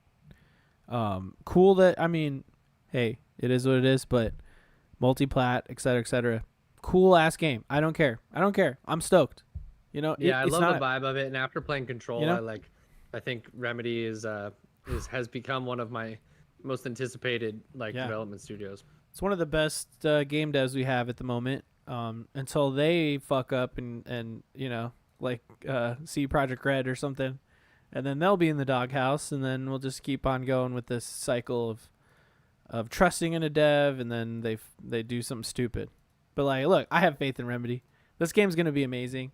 I love that this game's coming out in October. That is the spooky month. Y'all know that I just do spooky things the whole month anyway. So I cannot wait to play this game. And I don't know. I just thought it was cool that we already saw footage. Even though it's part of a PS5 thing, it's multiplat. Still great. I don't care. I'm in. I'm stoked. I'm all in, baby. Next we have Assassin's Creed Mirage. Shout out to Stega. We have this game on our Fantasy Critic, and I'm hoping it turns out well. That's not me. It's you. It's you and Steven in chat. Oh, I know. I meant because I knew Steven was here. No, I'm just telling the listener, the watcher. Both in spirit and in chat. By the way, Steven, I don't know if you saw in the Discord, but I pinged you guys after all of the Summer Game Fest stuff. I'm just telling you here because whatever. We should have a recap on recap Fantasy Critic crossover episode between NPD and Next to Interact. By the way, shout out to the Next to Interact podcast. If you don't know them already, go check them out. Twitch.tv/X to Interact. They're another awesome community of podcasters, and they're rad. So yeah, I love you guys. But this is cool. This is a return to form for Assassin's Creed. It looks like this is what I want, baby. I'll play this. Me too.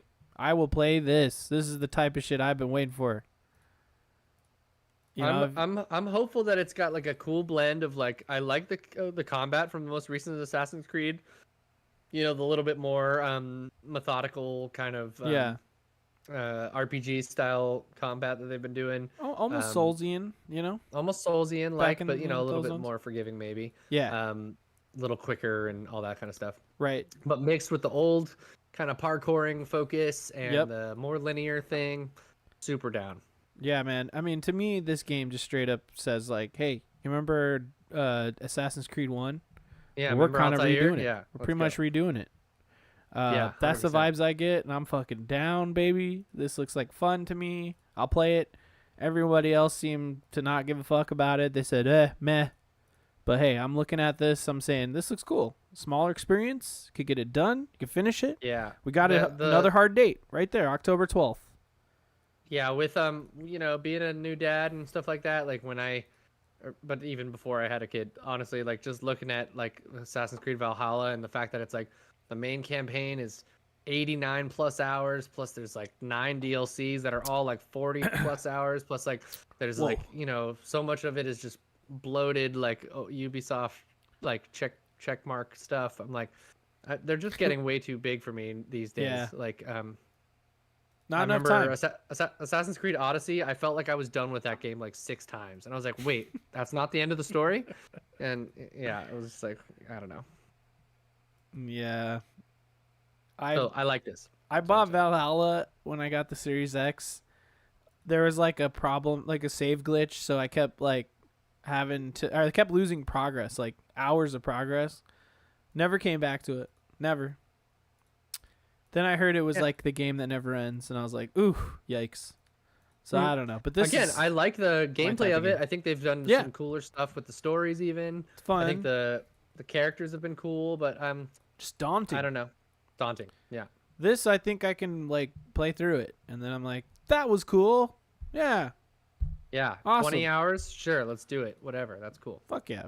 So, hard date. Another hard date. At least we got 2 hard dates. Pre-order now. And then, I'm interested to see how Ubisoft pulls off the rest of the Assassin's Creed stuff. The Hex and the Red. Yeah, same. Which is one could be cool. The Japan one, of course, is what everyone's wanted for a long time. So, we'll see. Hell yeah, bro. What's next here? Oh, yeah, I got it here. Sorry. Then there's this one. Oh, yeah. Revenant Hills? Revenant Hill. Mm-hmm. Yeah, so this seemed interesting. You're apparently trying to become a witch's familiar or something. You gotta farm and sell crops or something. Oh, Interesting to looks me cool. that it looks so much like Night in the Woods, but it has nothing to do with Night in the Woods. It seems like. Yeah, completely different. Yeah, just like taking the art style. Only the cat in that one was anthropomorphic, and this one isn't. So you're like, okay. Hmm. But could be cool. This was probably like the coolest indie that I saw, or indie style game. I don't know. Yeah, yeah, yeah. Not exactly sure if this is like gameplay or not. Probably not. So just another This probably mark is. against it. I don't know. But I love the art style. I think it's cool. I don't know. Could be fun. I Could be might play fun. something like this. Yeah, totally. Moving right along, we have Grand Blue Fantasy Relink. Yeah. I don't know shit about this kind of thing, so let's just maybe keep on keeping on. So Grand Blue is, from what I understand, originally like a fighting game or something. But Well, now isn't this that is Blaze Blue? I don't know. Who knows Oh, what's happening? yeah, maybe you're right. Fuck. I don't know. I'm not. Maybe they have Maybe it's something an to do with anime. each other. I don't know. So it just kind of like I thought this was a Tales game. I was like, oh, it's a new Tales game. So that just goes to show it's just like another one of them JRPG ARPGs. This is for someone, probably Eric of X Interact might want to play something like this. This looks kind of cool. It looks pretty flashy and it looks cool. I just don't care. I don't know. I just not really gonna. I'm like not in a rush to spend $60-$70 on this. It's good. That's where I'm at. Yeah. But hey, exactly. yeah, it's flashy. Flashy, doesn't look bad. Yep. Didn't care. Cool. Then we have Street Fighter 6. The only thing I think we gleaned from this trailer was like a couple of like pre-order bonus things at the end there. Again, this is coming out in like a few days. I feel like June 2nd, right? Yeah, dude, it's 2 weeks. Yeah. Or no, a week. Holy a fuck. week, yeah. Wow. Oh, crazy. that's not good. Okay. That's Whew, not good. I'm running out of Gotta time. pay rent. Running out of time. But I cool. This Yeah. I guess is still kind of highlighting the like story mode type of thing. Street Fighter 6 is going to be like one of the games of the year as a fighting game. So goes to show Yeah. this is a year full of incredible games. Holy fuck, I can't wait. But again, Can't believe we're like, getting. we knew about this. We knew about this. This was not really like a big announcement. We just saw some new clips from the single player stuff, like you're saying. I don't know. It's like I could see why people are like, why was this here? Yeah, they gotta keep on. Stuff that's about to come out. They want to give it another marketing push. I get it, but Right. I'm not a Street Fighter guy. The only fighting game that I really like vibe with is Soul Calibur. I'm a big Soul Calibur fan. I played some of the Mortal Kombats because I think the NetherRealm stories are really good. Mm-hmm. But so yeah, I've just never really been a Street Fighter person. I used to play Tekken in the arcades a bit. I can't believe we're getting Tekken, Mortal Kombat, and Street Fighter in 1 year. That's insane. Evo's gonna be popping next year. Yeah, next year's Evo will be the Evo to go to. Because here in Vegas. Yeah. It's here in Vegas. I'm going to get tickets. Maybe let's go. Tickets. Maybe that's the first time we actually link up and do it live. That'd be cool. Yeah, dude. Let's plan on it. I like might. that. Who knows? I might compete because I got a new Discord I'm part of. Is playing. All those people are going to be playing them games. Going to hopefully beat me up and teach me the ropes. If there's a new Soul Calibur between then and now, and it's at Evo, I'll jump in there because I'm pretty good at Soul Calibur. Well, what if Tekken is similar? So you could just play Tekken. Yeah, that's true. I'll play it too. Cool. Cross-plat. Cross-plat. All right. Moving right along, we have Ultras. Ultras? Yeah.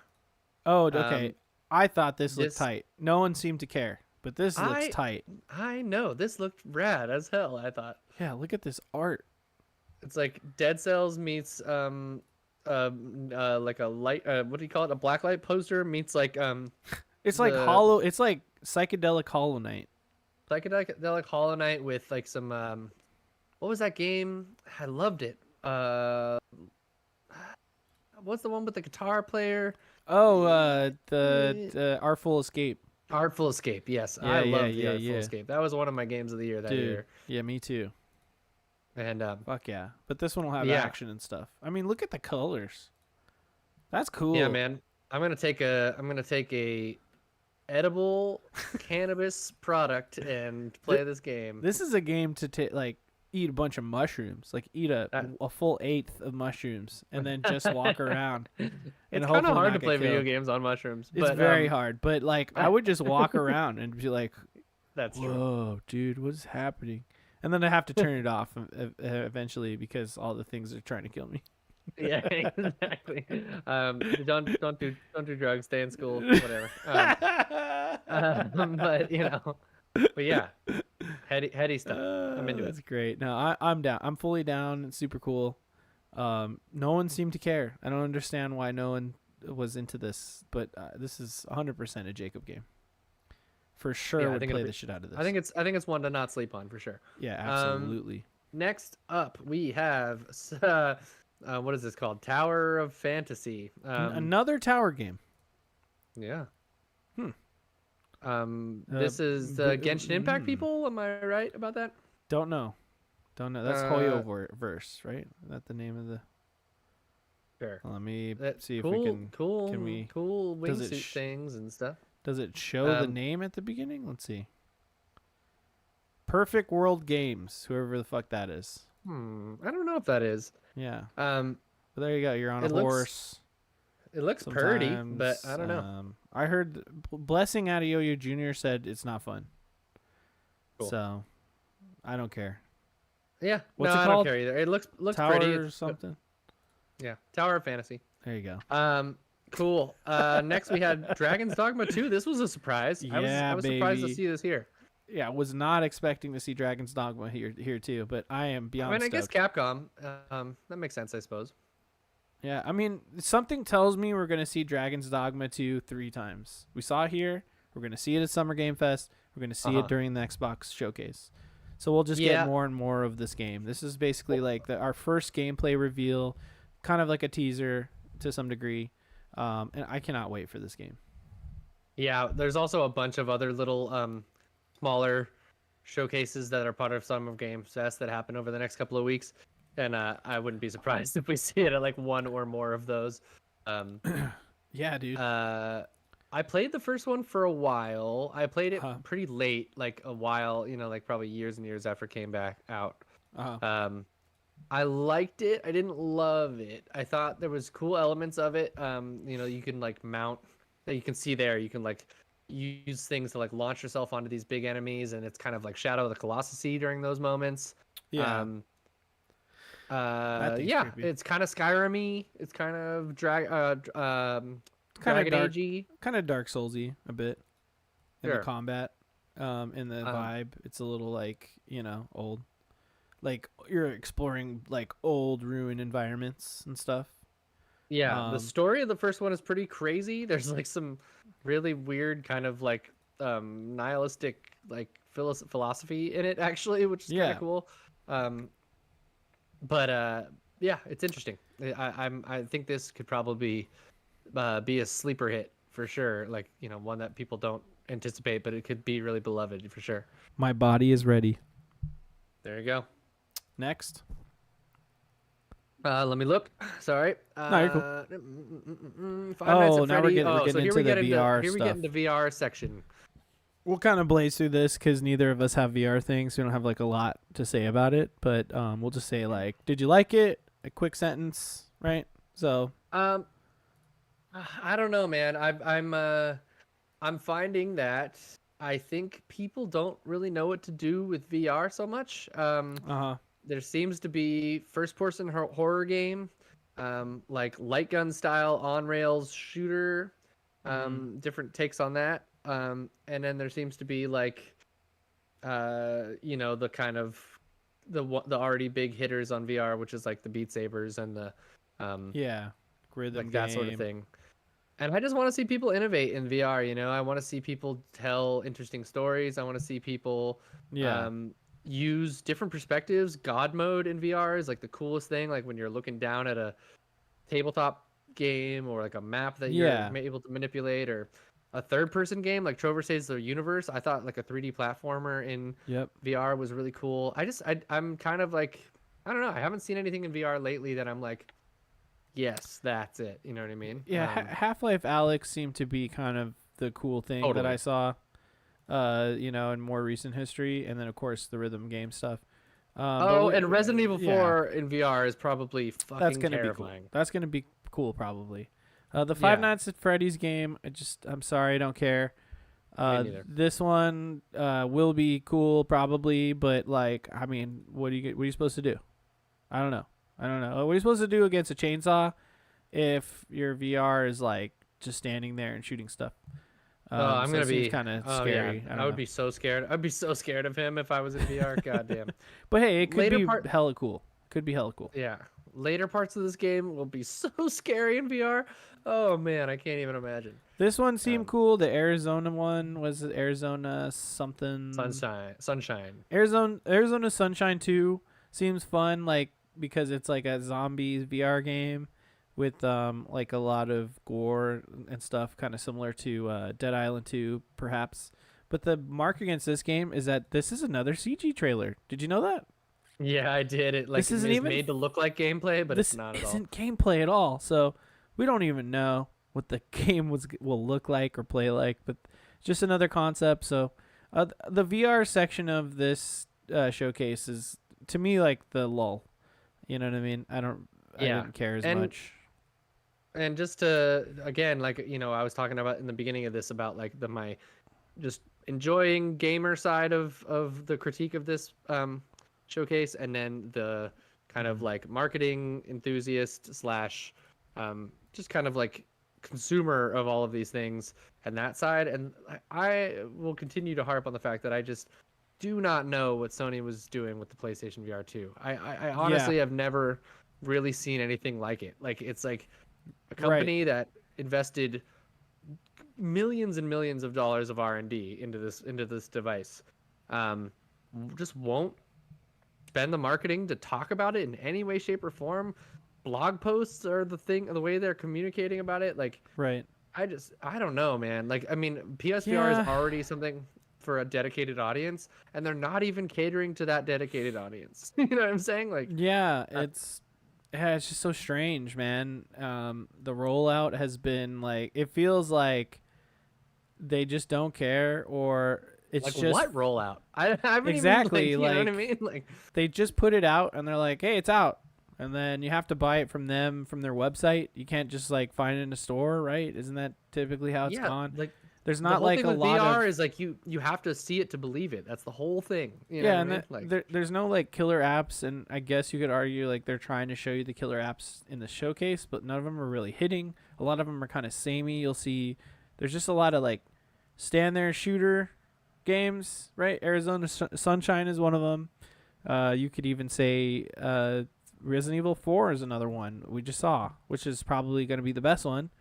And then the next one, which is this, just another okay, it's another shooter, is stand this there shooter. Crossfire like Crossfire X? No, it's something else. I forget the name. It's You'd have to Crossfire look it up. something. Crossfire Oh something yeah, I team guess you're right. Sierra Squad. Crossfire Sierra Squad. I didn't realize it was a Crossfire game. So I But guess it's part of the Crossfire IP. It must be, right? must be. And then here's another shooter. Um, so it's just like a lot of shooters. This one seemed kind of intriguing, whereas like almost like super hot, but with the story is kind of what they're saying on the kind of funny stuff, which I understand. I mean, but it does kind of give you uh the super hot vibes, but like yeah, powers.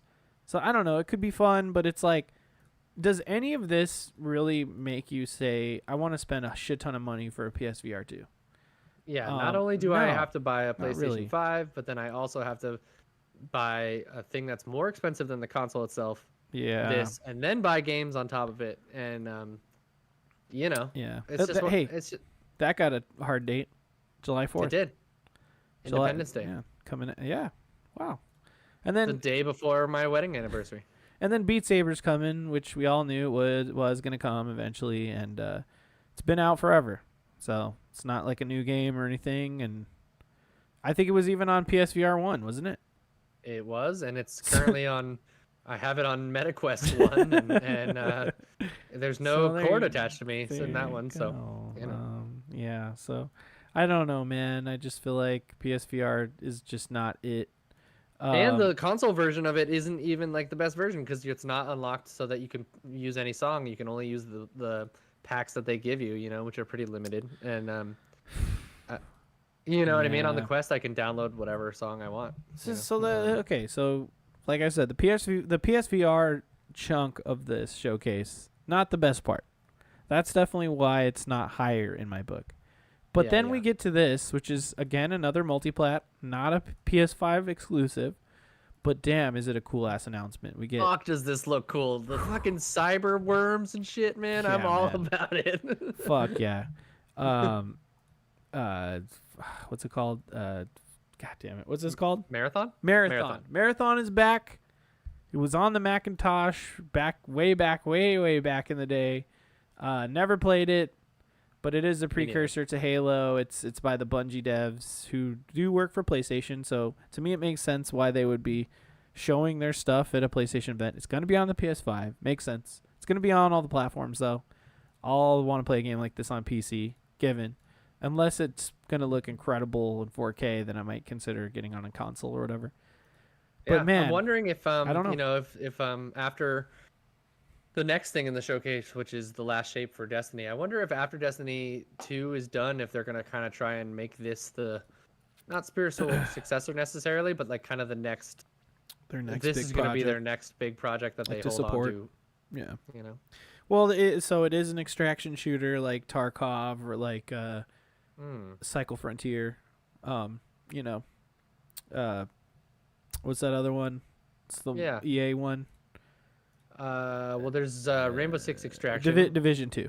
That's what I was trying to say. Got it. Which, I mean, technically, only a mode is an extraction thing. But I don't know, man. Like, okay, again, that Marathon trailer, all CG. Didn't see any gameplay. We don't know what the game will actually play like. But we all have faith in Bungie with first-person shooter games. We just know it's going to be good. It'll be a great game. End of story. Will people play it, though? I hope so. Because I'll be playing that shit. I'm certainly down to give it a try. I love, Bungie from the Halo days. I picked up Destiny when it was back on the previous consoles.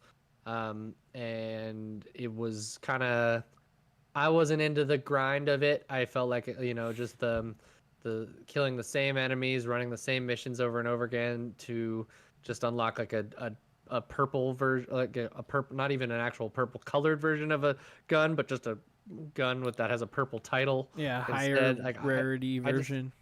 Yeah, I love the look of it. I think the world was beautiful. The gunplay was obviously really fun, but I was just like, give me this as a single player, mission based, like a Halo style campaign, and I would eat that shit up. Yeah. But I just didn't like the way that it was told to me, and. Right. I'm just not that guy. I like multiplayer games, but I either like them in these little tiny bite-sized chunks as together with people, or let me just play a single-player shooter campaign. You know what I'm saying? Yeah, that's fair. Destiny isn't for everyone, but at least we know Marathon will be like a session. You jump in there with your buddies, you do the thing, you extract, you're done. Destiny's like play forever. Forever. It's play the only it, game bitch. You play. Never stop playing it, bitch. Singer Bro in the chat knows about some Destiny too. For sure. Yeah, he's in there. He drank the Kool-Aid. Here, pause it real fast before we go too far into this one. Yeah. Anyways, moving on. We had a Destiny 2 thing in there. Cade 6 is back. Nathan Fillion, shout out to that. This is the last season of the Destiny 2 stuff, I know. So yep. That's pretty wild. Again, I wonder if they're gonna sunset Destiny 2 after this, or if there's gonna be such a thing as a Destiny 3. Destiny 3. Probably. Destiny 3. Steven's literally fishing right now in Destiny because they added that to the game. That's hilarious. Oh yeah, big time. Good for him. Thanks for listening. And hey, by the way, for the people who love Destiny, I'm not hating on it at all. I completely understand that. It's fun, but I see it from your point of view as well. It's just daunting, right? We talked about that earlier. Like, I don't have all the time in the world for like one game, man. And you're a new dad. You don't got all the time, bro. You're just gonna. And I understand that like the seasonal stuff comes out and people play the seasonal stuff and then put it down for a while, and I think that's great. Like I've done it with Fortnite. Even though there's no story there really. I mean, kind of, but it's just for me that like getting immersed in a big first-person shooter world like that. I just feel like I just want a campaign or a multiplayer mode. You know what I mean? Something like that.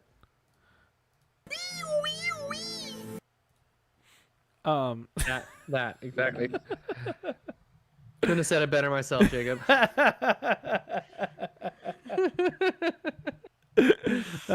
you, soundboard. Thank you.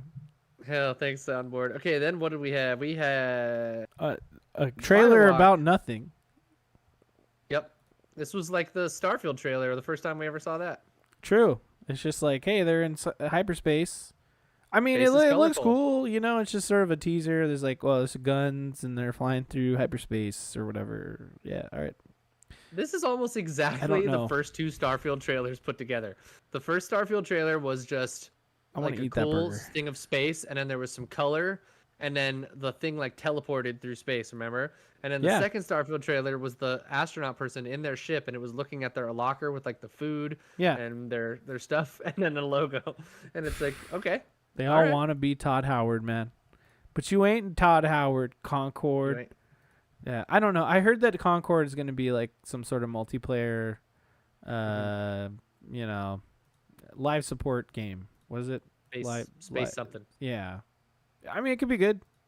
Cool. Yeah. I whatever. don't know because that is another CG trailer. Yeah, I have no idea, but Big you know, complaint. 2024. You know, And it's PC, kind of weird to me. and Like PC. 2024 really isn't that long away. Feels weird to just do a straight CG trailer. I don't know. Yeah, that's 2025, man. That's a 2025 true. game right there. True. That's a delay. Okay, For then we sure. get the trailer to Gran Turismo. So here we are. Again, we're not going to see this in theaters, but I am going to watch this. It might be good. Yeah, I mean, we'll see what the reviews say. Yeah, I mean, here's the thing. I like to think I like Neil Blomkamp, and I like his style. Like, I think there's a lot of like his special effects are kind of unrivaled. All the Oats Studios stuff that he did are really groundbreaking Oats is technologically so wise. good, dude. We always talk about Oats. It's fucking cool. But if I really think about it, I only really like District 9 as far as the movies he's made. Chappie was okay. Whoa! Are you trying to tell me you don't like Elysium, bro? I have watched it once. I don't remember liking it all Watch that it much. Maybe. again. Watch it again. Elysium's pretty good. Is it good? I guess thought- I don't. Yeah. I thought it was cool. Cool. District 9 is the best, obviously. Totally. But rewatch Elysium. Do that for me. Yeah. Yeah, I think Do I it for watched me. it like kind of like hungover one day in bed, like on a phone or something, you know? Like, You're maybe like- I'll give it a better Yeah, Done. you're like fuck you, Matt. Whatever his name is. Matt Damon. Fuck you, Matt Damon. Yeah, he's cool. Matt Damon's cool. Potatoes, boil them, mash them, stick them in a stew. I just like playing that one. It's always good. Okay, and then we got to our final Herman Holtz announcement. PlayStation earbuds. Look at the. Oh, that's right. Yeah, that's right. The hardware is next. So we have this weird. PlayStation streaming Wii U. device, right? It's the PlayStation Wii U. That's what it is. Okay, that's funny. That's pretty funny. Yeah, so it's a way to remote play from your PS5, instead Yeah. of using your phone, Tablet or You know, phone or and yeah. it's got a screen in between, PlayStation 5 controller left and right Yeah. sides. It's not an I don't OLED know. screen. It's not 4K. Yeah, 1080p, Sure. 60 frames. Okay, That's cool. Yeah. that's something. But like, I want to play a 4K game in 4K, so that's just me. Yeah, yeah. don't know. Yeah, for me, it's just kind of like, cool. So you got to buy more hardware on top of this thing when you already have a thing in your hand, and they make things like the backbone. Yeah. You know, for me, I will say, I'm a huge remote play stan. I do the Xbox version of it constantly. I have like a thing that attaches to my Xbox controller. I put my phone right in it, play games in bed. The latency is honestly really good. Like maybe I can't play Souls games or something, but like for the most part I can play games in it, and Yeah. it rules. It totally rules. But Game streaming is the future. Let me It just put that out there. Like, it really is. When internet speeds and bandwidth and lag and stuff get to acceptable levels, like, we're all gonna look back upon the time of hardware and think like, man, remember when we used to have to lug around a console to our friend's house or whatever. And look at me now. I think it'll kind of be like Spotify versus vinyl, right? Like where Exactly. probably the hardcore enthusiast will still have a console, Of but course. that'll be kind of niche. You know what I mean? Yeah, but we'll Um, all be playing like our portables will just be like, Wi-Fi streaming, dude. Which is cool, But like, I mean, look at how dumb it looks. I'm sorry, it looks pretty dumb. It looks It's pretty just, dumb. It's just a PS5 controller like split in half and stretched out with a dumb screen in the middle. I mean, it's a Switch. I don't know, man. Just give me a Steam Deck. I just don't care about this. And then we get the earbuds, which it's like, just give me a dedicated handheld if you're gonna do that. no, that's my point. Yeah, just give me a handheld. And let me I'll remote play on the handheld. Exactly. If I have to, but also I want to just play the handheld like natively. That'd be nice. Native, exactly. And then like, who doesn't already have earbuds? But hey, if you need earbuds, here you go, PlayStation earbuds. Maybe this sounds really good. I don't know. No one really knows until you pop them in your ears. So we'll wait to see. People are actually getting hands on with these devices now. I saw some people on Twitter, cool. some like media peoples out there are already testing these things out. So we'll see some reviews on it. But like personally, I'm not interested. And everyone's telling me, everyone keeps saying to me that these Bluetooth headphones are lossless audio, and I have just yet to put on a pair of Bluetooth headphones Really? that sounds like actual lossless audio. Like I don't know. They always sound tinny to me. The bass always drops out of them. I just feel like I've never had a pair of Bluetooth headphones that I was like, these are as good as my other ones. I don't know. I don't know. Maybe they don't. Maybe earbuds don't fit in your ear right, and you gotta like size up or down on the rubber stuff. Because that's what I had to do. And then No. better. I'm all for earbuds. I just have I've got shitty wireless ones in right now, but I'm just saying. I've never gotten the same sound quality out of Bluetooth headphones as I have as wired headphones. I don't know. I just haven't. Fair enough. So we'll see. I mean, lossless, I know that's another level of quality. And if they're claiming that, these could be great. But, I mean, honestly, like, if you're getting high quality earbuds, they're kind of all the same. That's true, too. In the same price point, they're kind of... They got these JBLs that sound good. Oh, yeah. They're great. I don't see these PS5 ones being much different from my fucking JBLs. So it's kind of where I'm at. JBL's a great audio manufacturer, for sure. Wonderful. Okay, and then we're gonna get on to our final. Oh yeah, wow, it's Holtz. 9:00 already. Sorry, we're talking up a storm. No, we're having a good time. So this was obviously the biggest thing that we saw, right? Big, long, like several minutes of gameplay. 13 minutes. 13 minutes of all in engine and stuff. So obviously, all the criticisms of this and that, non-exclusive, all CG. You got a whole bunch of Spider-Man too, and it's looking amazing. Okay, not like, to be fair, like this is the game. Oh my god, this is the game coming out on PS5 this year. The one game, right? The one PlayStation Studios game. So it's really living up to that title, that moniker of like, okay, PlayStation Studios, big, extravagance gameplay stuff. Like, it's blown me away. I can't wait to play it. It's coming this year, which kind of blows my mind. Because we haven't seen much on it besides teasers, and this is kind of the first time we've seen like actual gameplay. So what are your thoughts? I mean, Spider-Man, as far like the year Spider-Man came out was also the year that God of War came out, right? Yeah.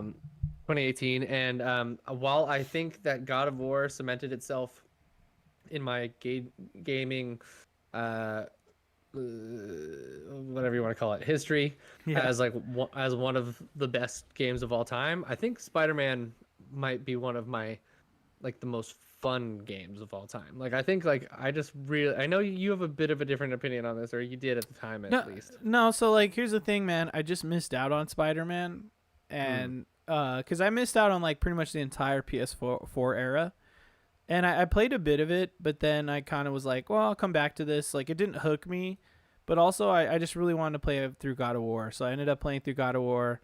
and I really want to play through Last of Us. So I played through Last of Us, and then I got a Series X like right after that. And so then I was like, I'll come back to the PS4, and then I was playing the Series X games. You know what I mean? I'm like, oh, I can't go back from the fucking, the solid state drive. So then I just haven't gone back to Spider-Man, and I do want to play through it. I know that the remastered's like out there now too, that you can just get separately. So I want to play it, and I know it's a great game. You know, it just hasn't happened yet, man. The backlog, man.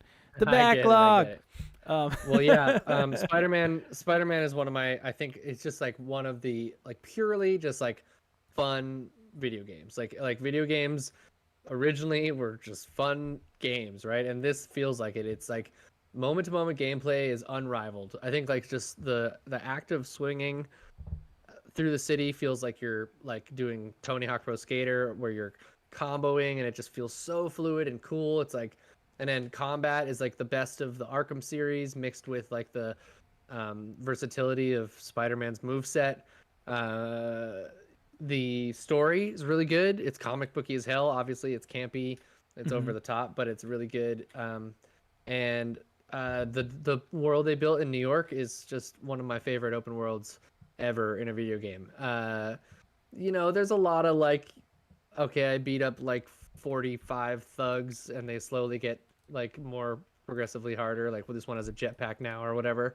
It's a little samey, but it's arcadey, Yeah.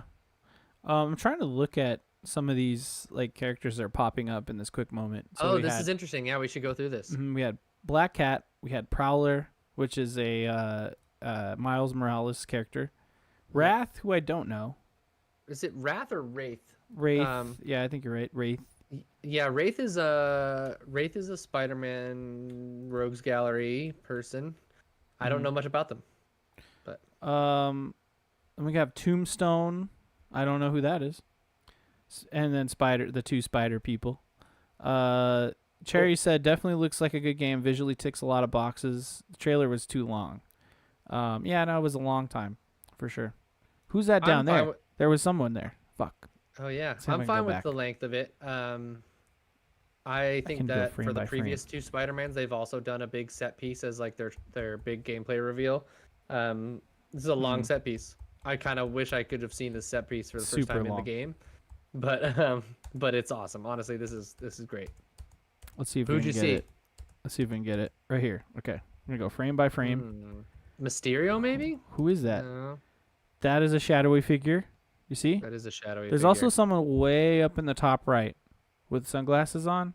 Yeah, on Roosevelt Island. It's definitely not Tombstone, because Tombstone's on the left. You can see him kind of to the top right of Spider-Man on the left.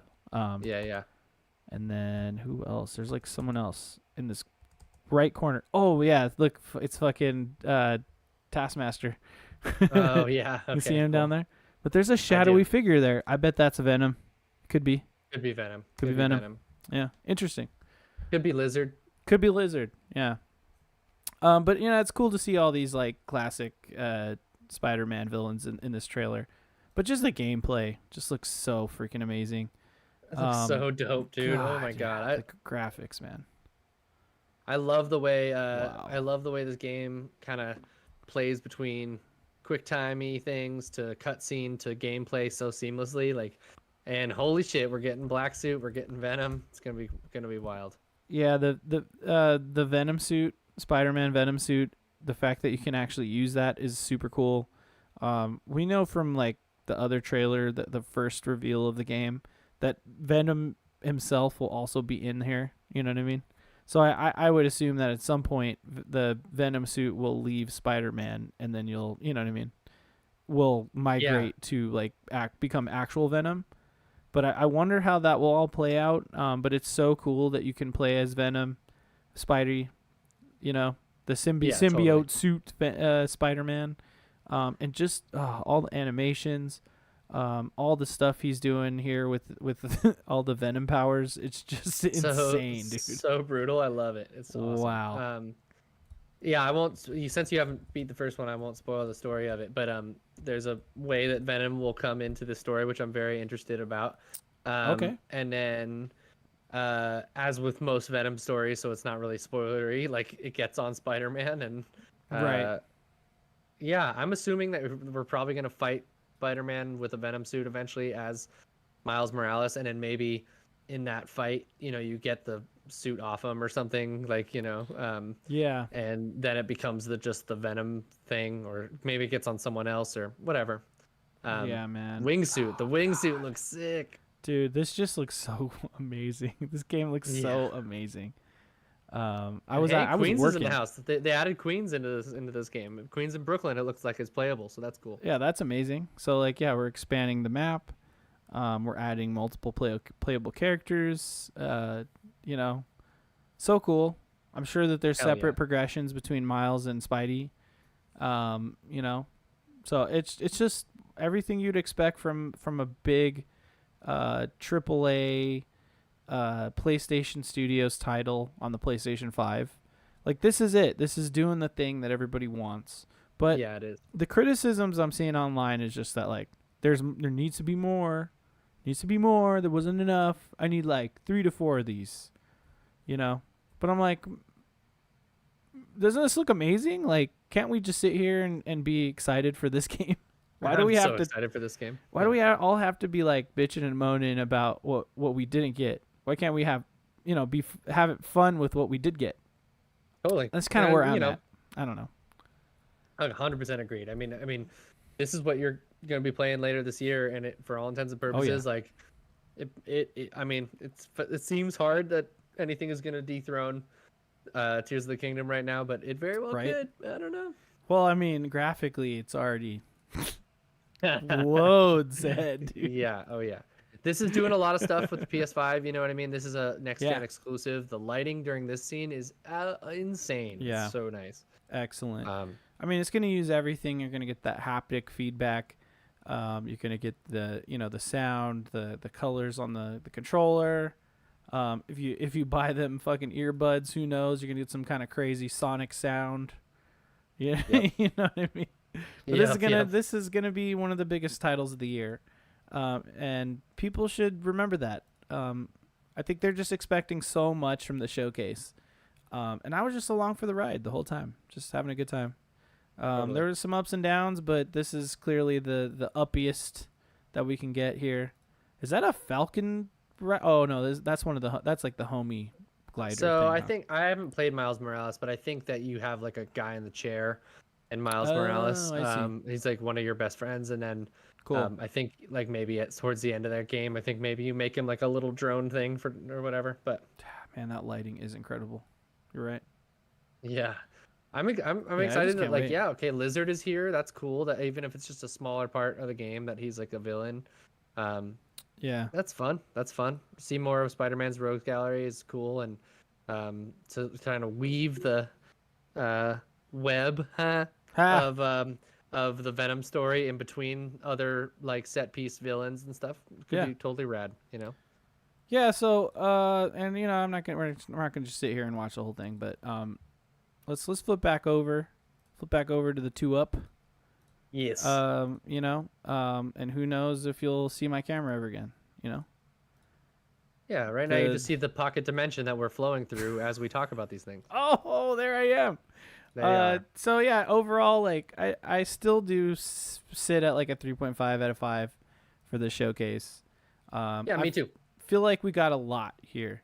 Not as much as some people may want, but there was still like a good amount of things that I found interesting. I don't think anyone should go into any of these showcases thinking that every single thing is for you. The fact that there's such a variety of things for like all sorts of gamers of all ages in this showcase was good, and hey, not everything is exclusive, but hey, that's the life I've been living in as an Xbox gamer for so long. It doesn't bother me, it's you have a PS5, maybe that's your main console. This was a bunch of games you could fucking play in the near future. I mean, a lot of those had not hard dates, but 2023 dates. And I think that people should be maybe not completely satisfied, but at least stoked for some of the things coming. And then, we're still going to get some stuff at Summer Games Fest. PlayStation is on the card. I didn't even know that until today. Someone pointed it out to me. Oh and, wow. the PlayStation will be at Summer Games Fest, so we'll either get a little more information on these games. There could be games that we don't know that will be announced there. So I don't know. I just feel like it was decent enough. It's kind of in the good category. That's why I give it a 7 out of 10, aka 3.5 out of 5 pockets. And those are my thoughts for the showcase. Gage? Yeah, I think I will find it very weird if they show anything at Summer Games Fest that they didn't show here. For me, that's always type of the thing where it's like, if you have the ownership of the message, you should keep it. I mean, if it's deeper dives on some of the stuff that we saw here, that's totally cool. So we'll have to see how that goes. But I think, again, this was a good showcase. There's a lot here. As just a gamer, I'm eating good. I will say, I sent you in the Slack, the Xbox tweeted right after this Right. thing, which was a sly little tweet on their socials team, getting it together as the showcase went along. But I, as an Xbox gamer, I kind of enjoyed the showcase because it showed a bunch of games that I'm going to be playing. Yeah, there you go. There she is. I said the crop this really quick. Yeah, sure. Let's just throw put it up it on the big real screen fast. Yeah, exactly. over our stupid faces. So, Immortals of Avium, Ghost Runner 2, Marathon, Metal Gear Solid Delta. What's that middle one? Assassin's Creed Mirage? Is that what that is? No, Dragon's Dogma 2. Oh, Dragon's Dogma 2, Alan Wake 2, Plucky Squire, Teardown. What is that? Teardown, Assassin's Creed Mirage, the Neva game, Cat Quest Pirates of the Caribbean, and Talos Project 2. Yep. So, hell yeah, man. Let's go. Good stuff there. Yeah. I mean, and it was funny to see them tweet that out like immediately. A lot of people online were like, "Oh my god, look at the Xbox tweet," which was cool. But hey, I didn't see that Xbox dunking on them. I think they just knew they were going to be announced at the PlayStation Showcase, that they were multi-plat, and that they were like, "Hey, these were just barely announced, but guess what? They're also coming to Xbox." Yeah. Just so y'all know. It's your responsibility to tell your fans or to tell your customers that they're coming there too. Right. So that's cool. Whatever. It'll be cool when inevitably there will be a graphic with some of those included in upcoming in Game Pass. So. Oh my God! Yeah, could you imagine? We'll see. Wow. Give me that stupid cat game on Game Pass. Give me the cat game. Put that on games with gold. That is a games with gold type of game right there. Oh man, nice. I did get something off games with gold the other day though. I was impressed. Oh, Star Wars Pod Racer came on it. I was excited. Dude, me too. Yeah, I have that installed right now. I was like, oh, I'm installing this immediately. I'll play this shit on stream. Awesome, man. Yeah. So just hey, at the end of the day, video games are cool. Hell yeah, they are. COVID affected all the devs. Be patient. The games are coming. I've been saying this about Xbox forever, and I shouldn't have to say this about PlayStation. You guys know PlayStation games are coming out, man. And Spider-Man is something we can all look forward to. It's gonna be here sooner than you think. Yeah, man, I'm really I can't wait to get a PlayStation console. It's like, it'll happen. I'm gonna keep harping on it, unfortunately, but gotta get you a PlayStation, buddy. I will. I'll figure it out. I don't know. It's just one of those things where I just can't go to my wife and be like, "Hey, I'm gonna spend $500 and then a bunch of other money on games on this right now." But the time will come. Maybe my birthday. PS Plus Extra. PS Plus Extra is only $15. You get a bunch of games. Just saying. Cool. Hell yeah. All right. Good stuff. It was a great conversation. It's the beginning. This is just the beginning of the summer games mess, as Jeff Grubb would call it. Yep. All glory to Jeff Grubb. I say that every time. Hypnotoad. Yeah, baby. So this is the part at the end of the episode. It's been kind of a long one, but as always, actually, no, it's just a little over 2 hours, so we're cool. Yeah, we're chilling. I think we got through that pretty quick. It's a good conversation, I mean, I don't know, and we've some of my favorite episodes of this show. In fact, it was the inaugural episode of this show was a showcase reaction. Xbox, yeah. I remember So that. that's cool. Yeah, That's we cool. like to do these where we break them down, break down the showcases. Anytime there's a big showcase, we're always going to do an episode like this. We have a lot of content coming your way, just like this. So keep it locked at twitch.tv/@symbol. Odd Valley Studios. Look for the Neon Pocket Dimension playlist. You're going to find us there. And also don't forget, you can watch us live, twitch.tv/Neon Pocket Dimension, every Tuesday or Wednesday, 7 p.m. Pacific time. If you want to know exactly when, hit up our Twitter at NPD Squad on Twitter. Yep. NPD meaning Neon Pocket Dimension, baby. We gotta get like some stickers or shirts or something, that'd be fun. But hey, I digress. This was great. It was fun breaking down everything. Like I said, we're gonna break down every other announcement, every other showcase, everything that's going on.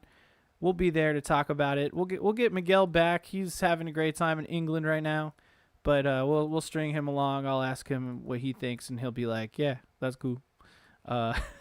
He will, or he'll be like, yeah. "I don't care." Yeah, like and that's cool too. That's stupid. I don't like that game. So yeah, and who knows? Maybe we'll have some guests on. We like having guests if we can get them. But yeah, regardless, let's get into our patented endorsements. I was doing the Delta.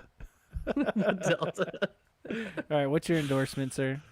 I am going to endorse. I slacked you an image of a weird robot that I'd like you to bring up if you could. Mm-hmm. So I'm going to endorse Adobe's new Photoshop AI beta. Ooh. So Adobe is starting to implement this whole swath of things called Firefly, which is all this different AI-assisted tools within their programs. Nice. It's like program-wide stuff, and the difference between this and like a what is it, Mid-Dream, or what's it called, Mid-Journey, or like the different AI generator type stuff, is that this is all just kind of like assisting you in your artwork. So like you can go in and use the Photoshop processes to let's zoom into the face. To assist you in stuff within Photoshop or Illustrator or InDesign or all this type of stuff. So there's all these new features. Today I started with a picture of a chicken. Just a regular old chicken that I found off the internet. And I turned it into this somehow. So I like how your chicken robot has titties. I'll put it there. I'll just immediately say that. That was interesting. So you know what it was? Yeah, the chicken was standing with two legs, kind of like where the bottom of the torso of this was, and so it kind of had like big feather like plumes where the titties are. Okay. Kind of looked. Okay. And then its beak kind of came up where the head was, sort of thing. So I took that and then I did like a rendering of a robot over it, and then I messed with it a bunch, and then I like took a layer mask and put a city behind him, and this was all generated with different like prompts of AI, but then also refining styles and using different things that already exist within Photoshop. Anyways, I'm listening. It was just no, don't worry about it. I'm listening. Really, it was I like what you're doing over there, Mr. Robobot. But yeah, it was just really cool, man. I mean, in some ways this is generated by AI, but in other ways I did a lot of work on it myself. And it was just really cool. I can't imagine what's going to come from this. So Adobe, that's so cool. AI or Adobe Photoshop AI beta is what you want to look for. If you have Adobe Creative Cloud, you have access to it. I'm going to type it, Photoshop AI beta. So they could just Google that. They can Google that if you probably. I mean, it's probably only worth it if you have Creative Cloud. Okay.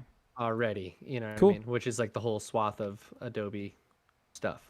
Yeah. But it's available if you have that, so you can go into your Creative Cloud app, and there's the new beta app, and it crashed on me a couple times, so it is in beta.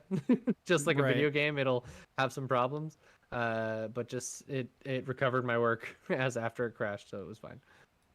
Now you can wear it as a hat. Great job. Okay. Hold on. Wait. Hold on. Great job. There you go. Yeah. So that's my endorsement. All right, my endorsement is gonna have to be. I told you guys I went to New Orleans. I went to this place called the French Quarter. You may have heard about it. Of And course. then we went to a amazing restaurant called Acme Oyster House. Holy shit. They had the best char-grilled oysters. Do you see that shit right there? That's char-grilled oysters, dude.